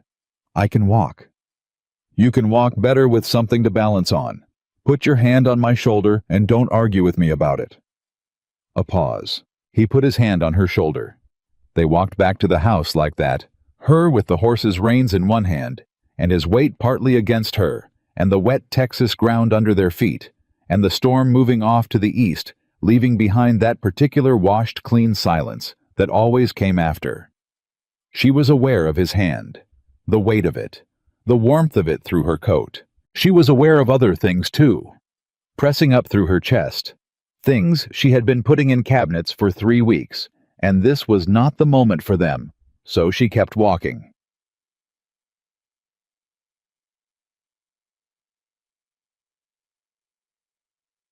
The children met them at the door.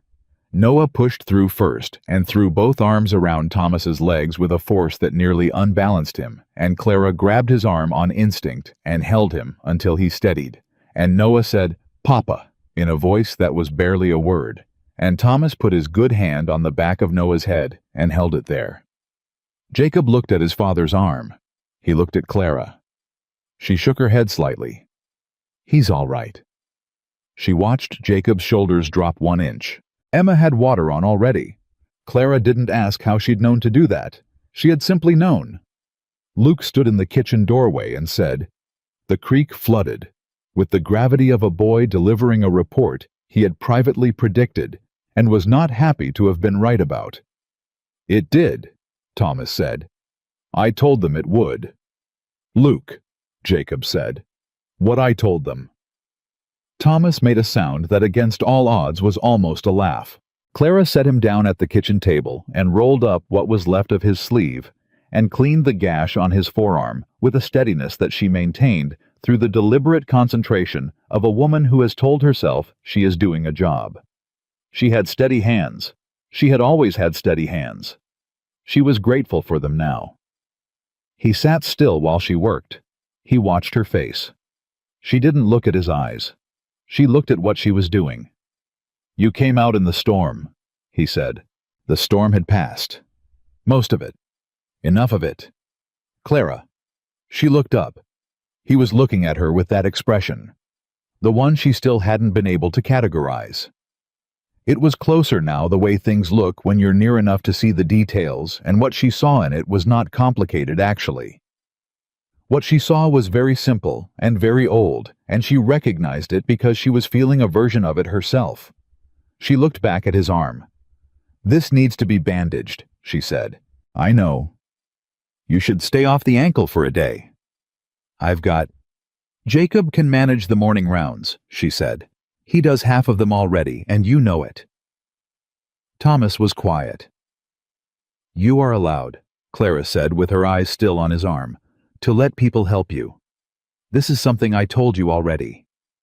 "I know you told me." "Then act like you remember it." She finished bandaging his arm. She sat back. Her hands finally unoccupied, she put in her lap. She looked at the table between them. "You scared me," she said. She said it very quietly and very plainly the way she said things when she had decided to stop managing them. "Coming back late, in that storm. You scared me." Thomas didn't say anything for a moment. "I know," he said finally. "I could see the house from the creek bank. I could see the windows lit up." He paused. "I thought about you keeping them calm in there." "They kept themselves calm," Clara said. "They're your children." "They're—" He stopped. He looked at his bandaged arm. "They're ours," he said. "At this point, you know that." She knew it. She had known it for a while. It was why she kept putting things in cabinets. "Thomas," she said. "I know this isn't what you came here for," he said. He said it to the table, not to her. "I know you came for a job. I know I wasn't straight with you at the start, and I know you could have every reason in the world to—" "Stop," she said. He stopped. She looked at him. He looked back at her. "I knew what this was," she said, "before I decided to stay. I understood what I was deciding." She held his gaze. "I am not here because I didn't see it coming." The silence between them was different from any of the silences they'd had before. It had something in it that had not been there. Thomas reached across the table. He put his hand, the uninjured one, the right one, flat on the table beside hers. Not on top of hers. Just beside it. Close enough. "I don't know how to do this," he said. "It's been a long time since I—" He stopped. "I don't want to make a wrong step." "You've been making right ones," she said. "The window, the fence, letting me clean his arm without arguing past the first time." She looked at his hand beside hers. "These are right steps." Clara. "Thomas." "I need to say something," he said. "And I need you to let me say it without you making sense of it before I'm finished." She looked at him. "All right," she said. He took a breath. Thomas Callahan, who did not fill silence unnecessarily, who compressed large things into small, precise words, sat at his kitchen table, with a bandaged arm, and looked at the woman across from him. "I had decided," he said, "that this was what my life was going to be. The ranch and the children and the work and the getting through each day. I had decided there wasn't going to be more than that. And I had made my peace with it." He paused. "And then you got off that stagecoach in Red Valley, and you sat on my wagon seat, and you didn't ask me one unnecessary question the whole 6 miles. And you walked into my house like it was already yours, and—" He stopped. "I didn't expect it," he said simply. "I didn't expect you." Clara sat very still.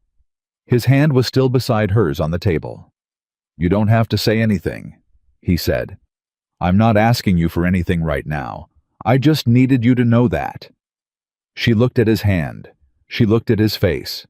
She thought about 3 weeks of mornings and breakfasts and dishes and woodpiles, and a woman in Abilene, and a stagecoach that had gone past without stopping, and a man who had fixed her window without saying a word about it. She turned her hand over on the table. Open. He looked at it. He put his hand in hers. They sat in the kitchen, while the children's voices moved through the rest of the house. Luke explaining to Emma his theory about the storm's trajectory. Noah's small feet on the stairs. Jacob somewhere doing something useful, because that was who Jacob was, and they sat with their hands together and said nothing else, because nothing else was needed right at that moment. It was not a declaration. It was not a promise. It was 2 people deciding without announcing it to stop pretending they were only what they'd said they were. The knock came 3 days later. It was a Monday mid-morning, and Clara was hanging laundry when she heard it at the front of the house, a sharp, deliberate knock, the kind that announces itself as official before the door is even open. Thomas was in the barn. She went to the front door. The man on the porch was not Harold Reese. He was younger, better dressed, with the look of someone from a city, Austin maybe, or San Antonio, who had come a long distance and had opinions about having done so. He held a leather case that was newer and better made than Reese's. "Miss Bennett," he said. "Yes.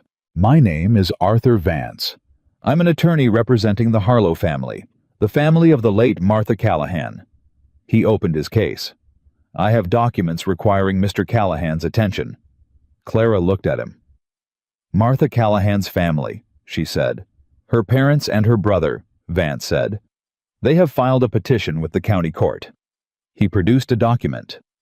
A petition for custody of the Callahan children. Everything in her went absolutely still. "On what grounds?" she said. "On the grounds," Vance said, in the careful voice of a man delivering news he knows is explosive, "that Mr. Callahan has demonstrated an inability to provide adequate and stable care for the children, and that as the children's maternal grandparents, the Harlow family has a rightful interest in their welfare." Clara looked at the document. She thought about Harold Reese and his leather case, and his professional pleasantness. She thought about Mrs. Catherine Harlow sitting very straight in a buggy with her hands folded in her lap. She thought about a woman who had said, "I will be filing my assessment with the county," and I do not anticipate further action." And then she thought about a name. Harlow. Catherine Harlow. Martha Callahan's family. "Is Mrs. Catherine Harlow," Clara said very carefully, "Martha Callahan's mother?" Arthur Vance blinked. "Her aunt," he said. "By marriage." Clara stood in the doorway with that document in front of her and felt the full shape of the past 3 weeks rearrange itself with a lurch she felt in her sternum. The welfare visit had not been Reese's strategy. Or not only Reese's strategy, it had been a reconnaissance. Catherine Harlow had come to see the house and the children and the woman managing the household, and she had filed her assessment with the county as she said she would, and now her family had used that assessment and whatever Reese had whispered in the right ears to build a legal case. Not for land, for the children. "I'll get Mr. Callahan," Clara said. Her voice was even. She turned from the door without taking the document and walked to the barn with a pace that was not quite running, and her hands in fists at her sides, and a clear, cold understanding of what was coming settling into every part of her. Thomas looked up from what he was doing when she came through the barn door. He saw her face. He put down what he was holding. "What happened?" he said. "There is a man at your front door," Clara said, "who is here to tell you that Martha's family has filed for custody of your children." The silence that followed lasted 2 seconds and felt like considerably longer. "Who?" he said. "Her aunt and her parents, through an attorney named Vance." She met his eyes. "I think Catherine Harlow came here 3 weeks ago to see whether she had a case." Thomas's face went through several things very quickly and then settled into something controlled and cold that she had not seen on him before. He walked past her toward the house. She walked beside him. At the front porch he stopped. He looked at the attorney. He looked at the document. Then he turned to Clara. "Go get Jacob," he said. She started to move. "Clara!" His voice stopped her. She turned. He looked at her for one moment with everything on his face that he usually kept somewhere below it. "Whatever happens," he said, "you should know. I'm not going to let them take my children." "I know," she said, "and I'm not going to lose you either." She looked at him. He was not a man who said things for effect. She had known that from the beginning. "You're not going to have to," she said. She went for Jacob. Behind her, she heard Thomas Callahan say in a voice she had never heard him use, but recognized completely, "Mr. Vance, let's talk." Arthur Vance stayed for 40 minutes. Thomas sat across from him at the kitchen table with the documents spread between them and his hands flat on the wood, and his face doing the controlled cold thing that Clara had only seen once before and hoped not to see again. She stayed in the kitchen. She did not sit down. She stood at the counter with her arms crossed and listened, and said nothing because this was Thomas's table and Thomas's house and Thomas's children, and she understood the precise boundaries of what she was and was not in this moment. Jacob stood in the doorway behind her. She had told him to stay upstairs, and he had come down anyway, and she had looked at him and made the calculation that sending him back up was the wrong call. He needed to hear this. A boy who had been carrying the weight of this family for 18 months had earned the right to know what was coming at it. Vance was professional. She gave him that. He laid out the petition without embellishment, the Harlow family meaning Martha's parents.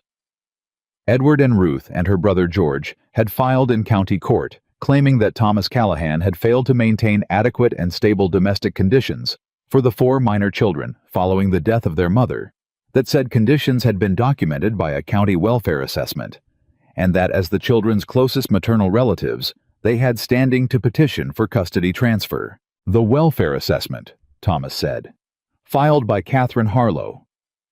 Mrs. Harlow conducted the assessment in her capacity as a county welfare officer, Vance said carefully, and filed it on behalf of her husband's family's custody claim, Thomas said. Vance opened his mouth. "Is that a coincidence, Mr. Vance?" A pause. "I'm not in a position to speak to the motivations of—" "Is it a coincidence?" Thomas said again with the patience of a man who will ask the same question as many times as necessary. Vance looked at the documents.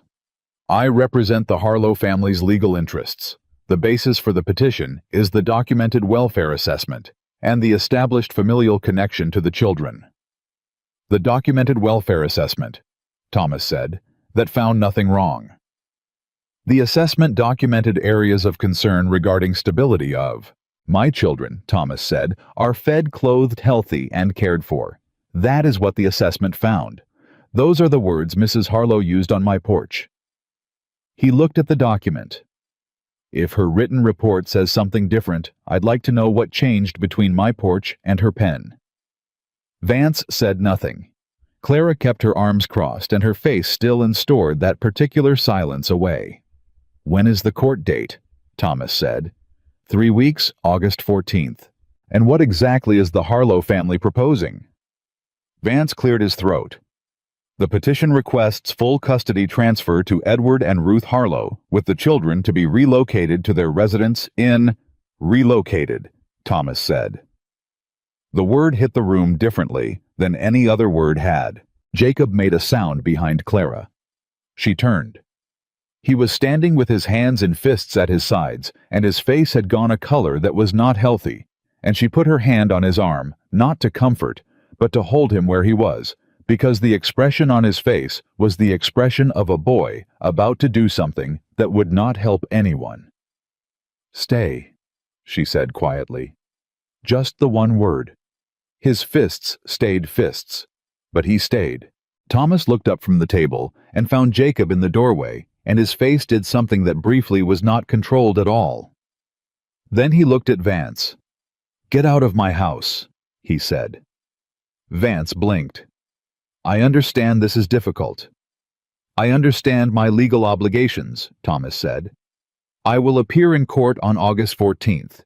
I will bring my attorney. You will leave my property now." Vance gathered his documents with the efficiency of a man who has encountered this particular tone before and knows there is no productive argument with it. He closed his case. He stood. He nodded at Thomas with the stiff professional courtesy of his trade and walked to the door. He looked at Clara as he passed. She looked back at him with nothing on her face. The screen door closed behind him. The kitchen held the three of them. Thomas, Clara, Jacob, in a silence that was not quiet at all. Jacob was the one who broke it. "They can't do that," he said. His voice cracked, and he didn't bother to fix it. "They can't just, we don't even know them. We've met them twice. They came for Christmas 2 years ago, and they stayed 4 days, and Grandpa Harlow told Luke he was too loud, and Grandma Ruth cried the whole time, and nobody knew why." "Jacob," Thomas said.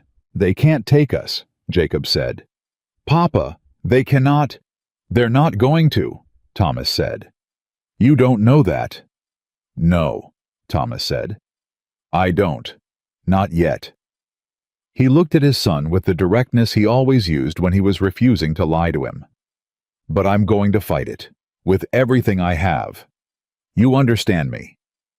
Jacob looked at his father. His jaw was working. "Yes, sir," he said. Thomas stood up. He came around the table, and he put both hands on Jacob's shoulders, the bandaged arm and the good one, and he held his son by the shoulders, the way you hold someone when you need them to feel the weight of what you're saying. "I need you to not say a word of this to the little ones," he said.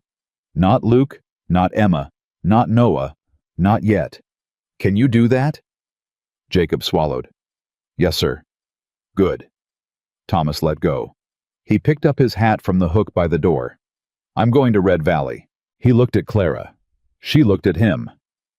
"Tom Aldridge," she said. "He'll know who the best attorney in the county is." "That's where I'm going," he said. "I know." He held her gaze for one moment. There was the question in it, not a spoken one, just the shape of it, the particular way a person looks at another person when they need to know they're not standing alone. She answered it the only way she knew how. She uncrossed her arms and stood straight. "We'll be here when you get back," she said. He put his hat on and walked out. She held the house together for the 5 hours he was gone with the same practical competence she had used for everything else, which meant she made lunch, and she answered Luke's questions about why Papa had gone to town on a Monday. And she helped Emma with her reading, and she sat on the floor of the main room with Noah and built a structure out of wooden blocks that Noah then demolished with the satisfied thoroughness of a 4-year-old exercising editorial control. And in the spaces between all of it, she thought. She thought about Edward and Ruth Harlow, who had come for Christmas 2 years ago and made a child feel too loud. She thought about Catherine Harlow sitting very straight in a buggy and watching everything with the eyes of a woman conducting an assessment she had already decided the conclusion of.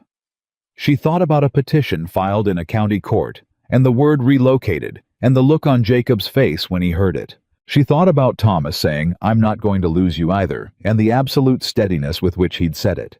And she thought about what she was, not what she felt.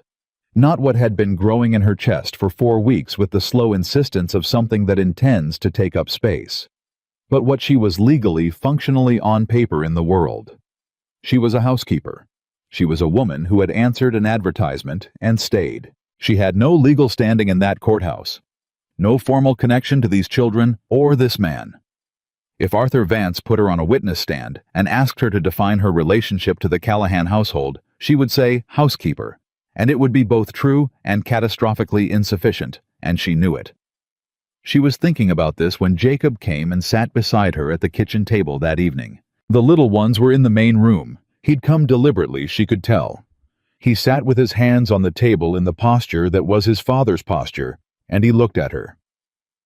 "I've been thinking," he said. "I know," she said. "You've been thinking too." "Yes." He looked at his hands. "In court," he said. "They're going to ask who you are." "Yes. And you're going to say housekeeper." "That's what I am." Jacob was quiet for a moment. "It's not all you are," he said. She looked at him. 10 years old, arms not crossed for once, hands flat on the table like he was making a decision and anchoring it. "I know that," she said quietly. "Does Papa know that you know that?" She thought about a man's hand in hers at a kitchen table 3 days ago. "Yes," she said. Jacob nodded. He looked at the table. "I want you to be our family," he said. He said it plainly, without decoration, the way he said everything that mattered. "I want it to be real, not just—" He stopped. "Not just what it is right now. I want it to be a thing that counts." Clara pressed her hands together in her lap under the table. "Jacob," she said. "I know it's not my decision," he said quickly. "I know that. I'm not trying to push anything. I just—" He stopped again. Gathered. "I'm telling you what I want, because nobody ever asks me what I want, and I figured I should say it while I had the nerve." She looked at this boy. This 10-year-old who had dressed his siblings for a woman who never stepped off a stagecoach, who had gotten up at 5 in the morning when he couldn't sleep and sat alone in the dark kitchen, who had said she'd have liked you about a woman he missed every single day, with the quiet ferocity of someone who refused to let grief be a performance. "I want that too," she said. Jacob looked up. "I want that too," she said again. "And I think your father does. And I think it's going to happen." She held his gaze. "But I need you to trust me on the timing. Can you do that?" He held her gaze for a long moment. "Yes," he said. Thomas came back at 7:30 with the name of an attorney in his coat pocket, and a look on his face that was not hopeful, but was not defeated either. It was the look of a man who has assessed the territory and found it difficult and has decided to cross it anyway. His name was Daniel Holt. He was in Abilene. He was expensive. He had won 2 custody cases in the past year. "Tom Aldridge is going to vouch for me with the bank for the retainer," Thomas said. He was at the kitchen table with Clara across from him and the children in the other room. "Holt will be here Thursday." "Good," Clara said. "He said the welfare assessment is the central issue. If Harlow's report says anything that contradicts what she said on the porch." "It won't," Clara said. Thomas looked at her. "She's not a dishonest woman," Clara said. "She may be acting on behalf of her family's interests, but she's not going to file a fraudulent report with the county. She told us on the porch what her assessment found, and she'll stand by that." Clara paused. What she is going to say is that the household's stability is dependent on the continued presence of a housekeeper with no legal tie to the family, and that a housekeeper can leave. Thomas was quiet. Which is true, Clara said. You're not going to leave. I know that. You know that. She looked at him steadily. A judge in a county courthouse doesn't know that. He held her gaze. What are you saying? He said. She had thought about this for 5 hours. She had turned it over and looked at it from every angle, and she was Clara Bennett, who was practical above all things, and she had arrived at the only practical conclusion. I'm saying, she said carefully, that what I am in this house matters in that courtroom. And what I am right now is not enough to protect these children from what the Harlow family is trying to do. Thomas said nothing. I'm not saying this the way you might think I'm saying it, she said. I'm not asking for anything. I'm not... She stopped. Tried again. I'm telling you the shape of the problem. What you do with that is your decision. Thomas looked at her for a long time. Then he said, Clara. Thomas. I was going to ask you, he said. I want you to know that. Before any of this. I was going to ask you, and I was trying to find the right time and the right words, and neither of those things has ever been easy for me. He looked at his hands on the table. I don't want you to think I'm asking because of the court case. I know why you're asking, she said. Do you? Yes, she said. Because of the window you fixed without telling me, because of Essential, because of 3 weeks of mornings and your hand on this table. She looked at him. I know why. He reached into his coat pocket. What he put on the table was not a ring. It was a small carved wooden bird, no bigger than her fist, smooth from the working of its wings, half spread, as if caught between staying and going. She looked at it. I made it, he said. I've been making it for 2 weeks. I didn't know what I was going to do with it, but my hands needed something. He looked at the bird. My wife Martha, she used to say that I only know how to say things with my hands, that words came out of me sideways. He pushed the bird gently toward her. I can't give you much right now. The ranch is not what it should be, and there's a court case coming, and 4 children who are going to drive you to the edge of your patience on a regular basis for the foreseeable future. His voice was steady and plain, and absolutely serious. But I can give you this. And I can give you the truth, which is that this house has been alive since you came into it, and I don't know how to go back to what it was before, and I don't want to. Clara looked at the wooden bird. She picked it up. It was warm from his pocket. The wings were perfect, each feather line carved with the patience of a man who had been doing it in the hours after the children were in bed, alone working something out with his hands that he didn't yet have the words for. Yes, she said. He looked at her. Yes, she said again. Plainly. The way she said everything she meant. Something moved across his face that she had not seen there before. Not relief, exactly, not happiness exactly, but something older and more solid than either of those, the thing that lives underneath them when they're real. He covered her hand and the bird with his. We'll need to tell the children, she said. Tomorrow, he said. Luke is going to be insufferable about having been right. Yes, Thomas said. And this time it was not almost a smile. It was one. And she told them at breakfast. Thomas sat at the head of the table, and Clara sat beside him, and they told the 4 children together, which felt right, not a declaration delivered from above, but a thing said between people who had already decided offered to the people it mattered most to. Noah said immediately, and with great satisfaction, I knew.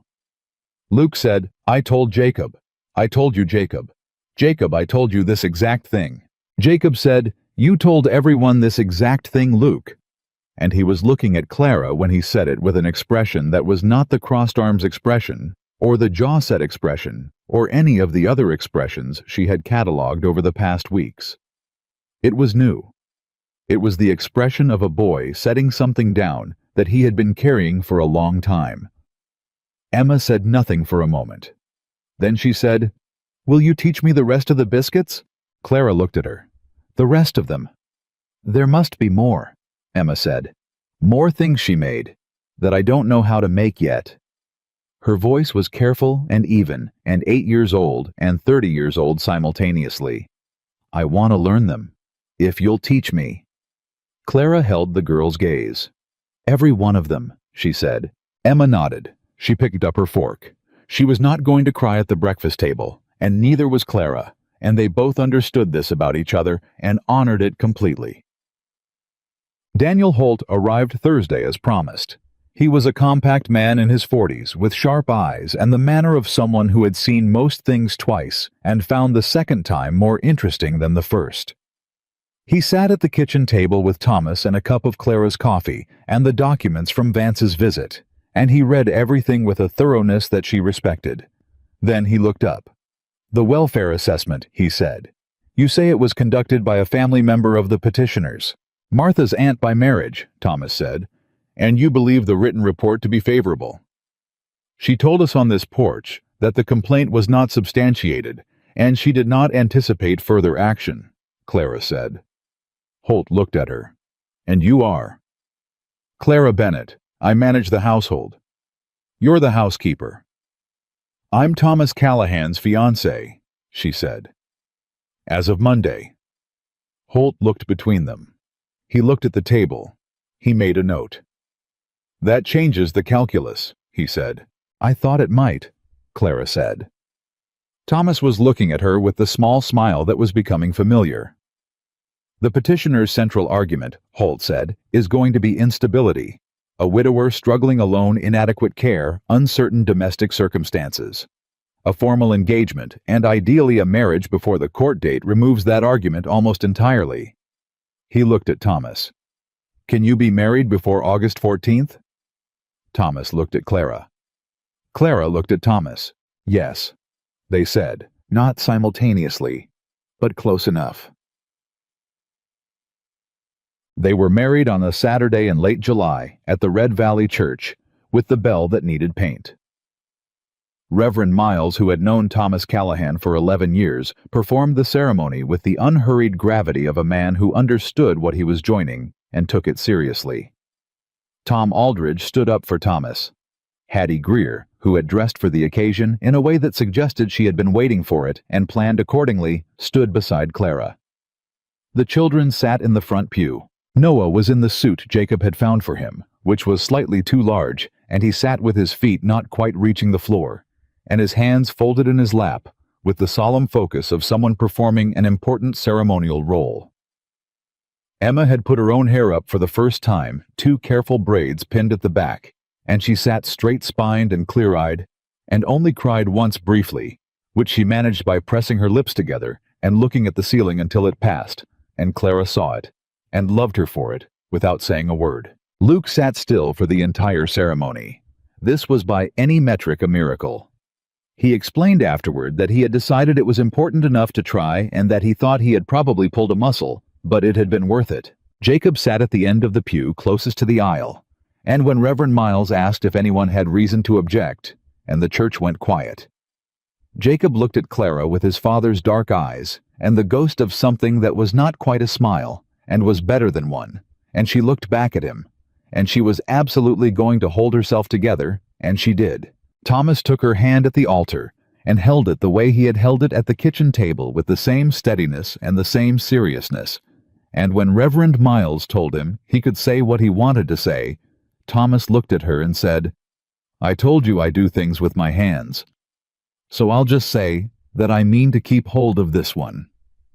And Hattie Greer made a sound in the second row that was entirely undignified and entirely human, and that Clara would remember for the rest of her life. She said her own vows plainly and without embellishment, because that was how she was built, and she meant every word down to its foundation.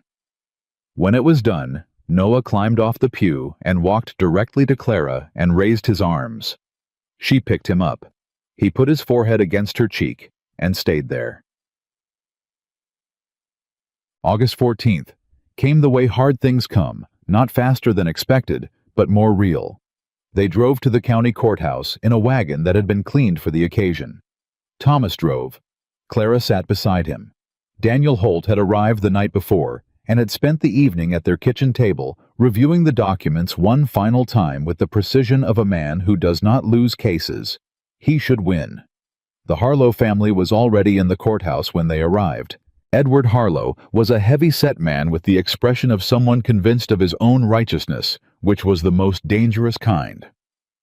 Ruth Harlow was a small woman who was crying before the proceedings began, which Clara suspected was not entirely strategic, but also was not unhelpful to their case.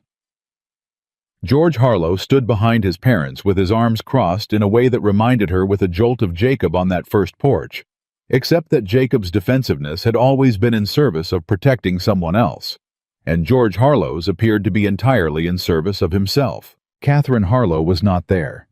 Clara noticed that immediately. Holt noticed it too. She saw him mark it. The judge was a man named Clarence Webb, who was perhaps 60, and had the look of someone who had heard a great many things in a great many courtrooms and had opinions about which ones were worth his time.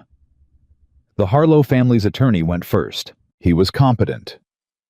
He laid out the petition clearly, the months of struggle, the inadequate domestic conditions, the children's welfare, the maternal family's connection and resources and capacity to provide a stable environment. He mentioned the county welfare assessment. He mentioned the prior housekeepers who had not stayed. He did not mention Clara directly. Holt noted this to her in a whisper during the brief recess. "He doesn't want the judge focused on you," he said, "because you're the thing that breaks their argument." When it was Holt's turn, he was methodical. He put Thomas on the stand, and Thomas answered every question with the directness that was simply his nature, and there was nothing in his answers that was not true, and nothing that could be made to look like anything other than what it was a man who had struggled and had kept going and had built something back from the wreckage. Then Holt called Clara. She sat in the witness chair and looked at Judge Webb and answered his questions plainly. She had been managing the Callahan household since early July. The children were well-fed, well-clothed, and in good health. The household was orderly and functional. She was now Mrs. Thomas Callahan, married 11 days prior. The Harlow family's attorney stood. "Mrs. Callahan," he said with the deliberate emphasis of someone testing the word prior to your marriage, "you were employed as a housekeeper." "I managed the household," she said. "You answered an advertisement for a housekeeping position." "I did." "And you stayed because the wages were adequate." "I stayed," Clara said, "because it was the right thing to do." He looked at her. "Can you explain what you mean by that?" She looked at him.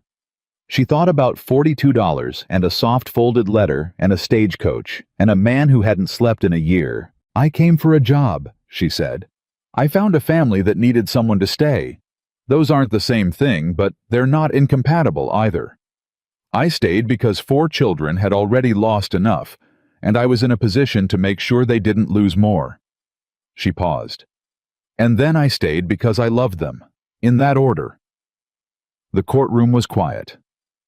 "And your husband," the attorney said. "You married him in some haste before this court date." "I married him," Clara said, "because he asked me and I wanted to and the timing was right. The court date was incidental." She said it with such flat, plain certainty that the attorney paused. Judge Webb was looking at her. "No further questions," the attorney said. Holt called one final witness. Catherine Harlow had not come to the courthouse, but her written assessment had submitted directly to the court, and Holt read the relevant sections aloud in the courtroom. The household was found to be adequately maintained. The children were in good physical condition. The domestic situation showed evidence of recent and significant improvement. No grounds were found to support the allegations of the complaint. He read it slowly and clearly and let it sit. Then he looked at Judge Webb. "The petitioners filed this custody claim," Holt said, "on the basis of a welfare assessment conducted by a member of their own family. That assessment, in the assessor's own words, found no grounds to support the complaint." He closed the document. "The Callahan children have a father who loves them, a home that is functioning, and a mother who chose them. The Harlow family's grief over the loss of their daughter is real. But grief is not grounds for custody, and this court should say so. Judge Webb looked at the documents before him for a long moment. Then he looked at the Harlow family. Then he looked at Thomas and Clara at the defense table. He took a breath. "The petition for custody transfer," he said, "is denied." Ruth Harlow sobbed. Edward Harlow sat with his jaw tight and his hands on the table and said nothing. George Harlow walked out.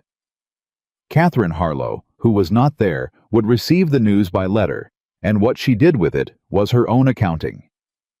Thomas stood up from the defense table and turned to Clara, and she stood, and he put both arms around her in the middle of the courthouse carefully, the way he did everything, and held on. She held back. Holt gathered his papers with the satisfied efficiency of a man closing a completed file. Outside the courthouse, Tom Aldridge was waiting with his hat in his hand and the look of someone who has been praying in a non-denominational but sincere way for 2 hours. He grabbed Thomas's hand and shook it with both of his. He nodded at Clara with the particular nod of a man who has run out of words and is putting everything into the gesture. Hattie Greer, who should not have known the verdict yet, and absolutely did, was standing outside the dry goods store when the wagon passed, and she lifted her hand, and Clara lifted hers, and that was all that needed to be said between them. On the 6-mile drive home, Thomas held the reins, and Clara sat beside him, and neither of them spoke for a while because the silence was not empty and did not need filling. "It's over," she said finally. "Yes," he said. She looked at the road ahead. "Luke is going to want a full account of everything that happened," she said. "Yes. And Noah is going to want to know if we won, and then he's going to put his hand on my wrist and not say anything else about it." "Probably." "And Emma is going to be in the kitchen," Clara said, "and she is going to want to make biscuits." Thomas looked at her. "This Sunday," Clara said, "we're going to make them together. All of us. And they're going to be right." He reached over and put his hand on hers on the seat between them. She turned her hand over and held on. The ranch came into view at the end of the road, and the 4 children came off the porch before the wagon had fully stopped all of them at once, in a wave of noise and motion. That was the opposite of the silent, watchful line that had stood there on the day she arrived, and Jacob caught the horse, and Luke was already asking questions at full volume, and Emma had Noah by the hand. And Noah was looking at Clara with those enormous dark eyes as she climbed down from the wagon, and when her feet hit the ground, he let go of Emma's hand and walked to her and took her hand instead and looked up at her. "You're home," he said, not a question. Clara looked at this boy. At all of them, Jacob with the hoarse Luke mid-sentence, Emma standing straight and clear-eyed and almost smiling. At Thomas behind her, his hand briefly at the small of her back. At this house that had been a job and became a life. "Yes," she said. She held Noah's hand and walked up the porch steps and through the door that no longer stuck, and she was home.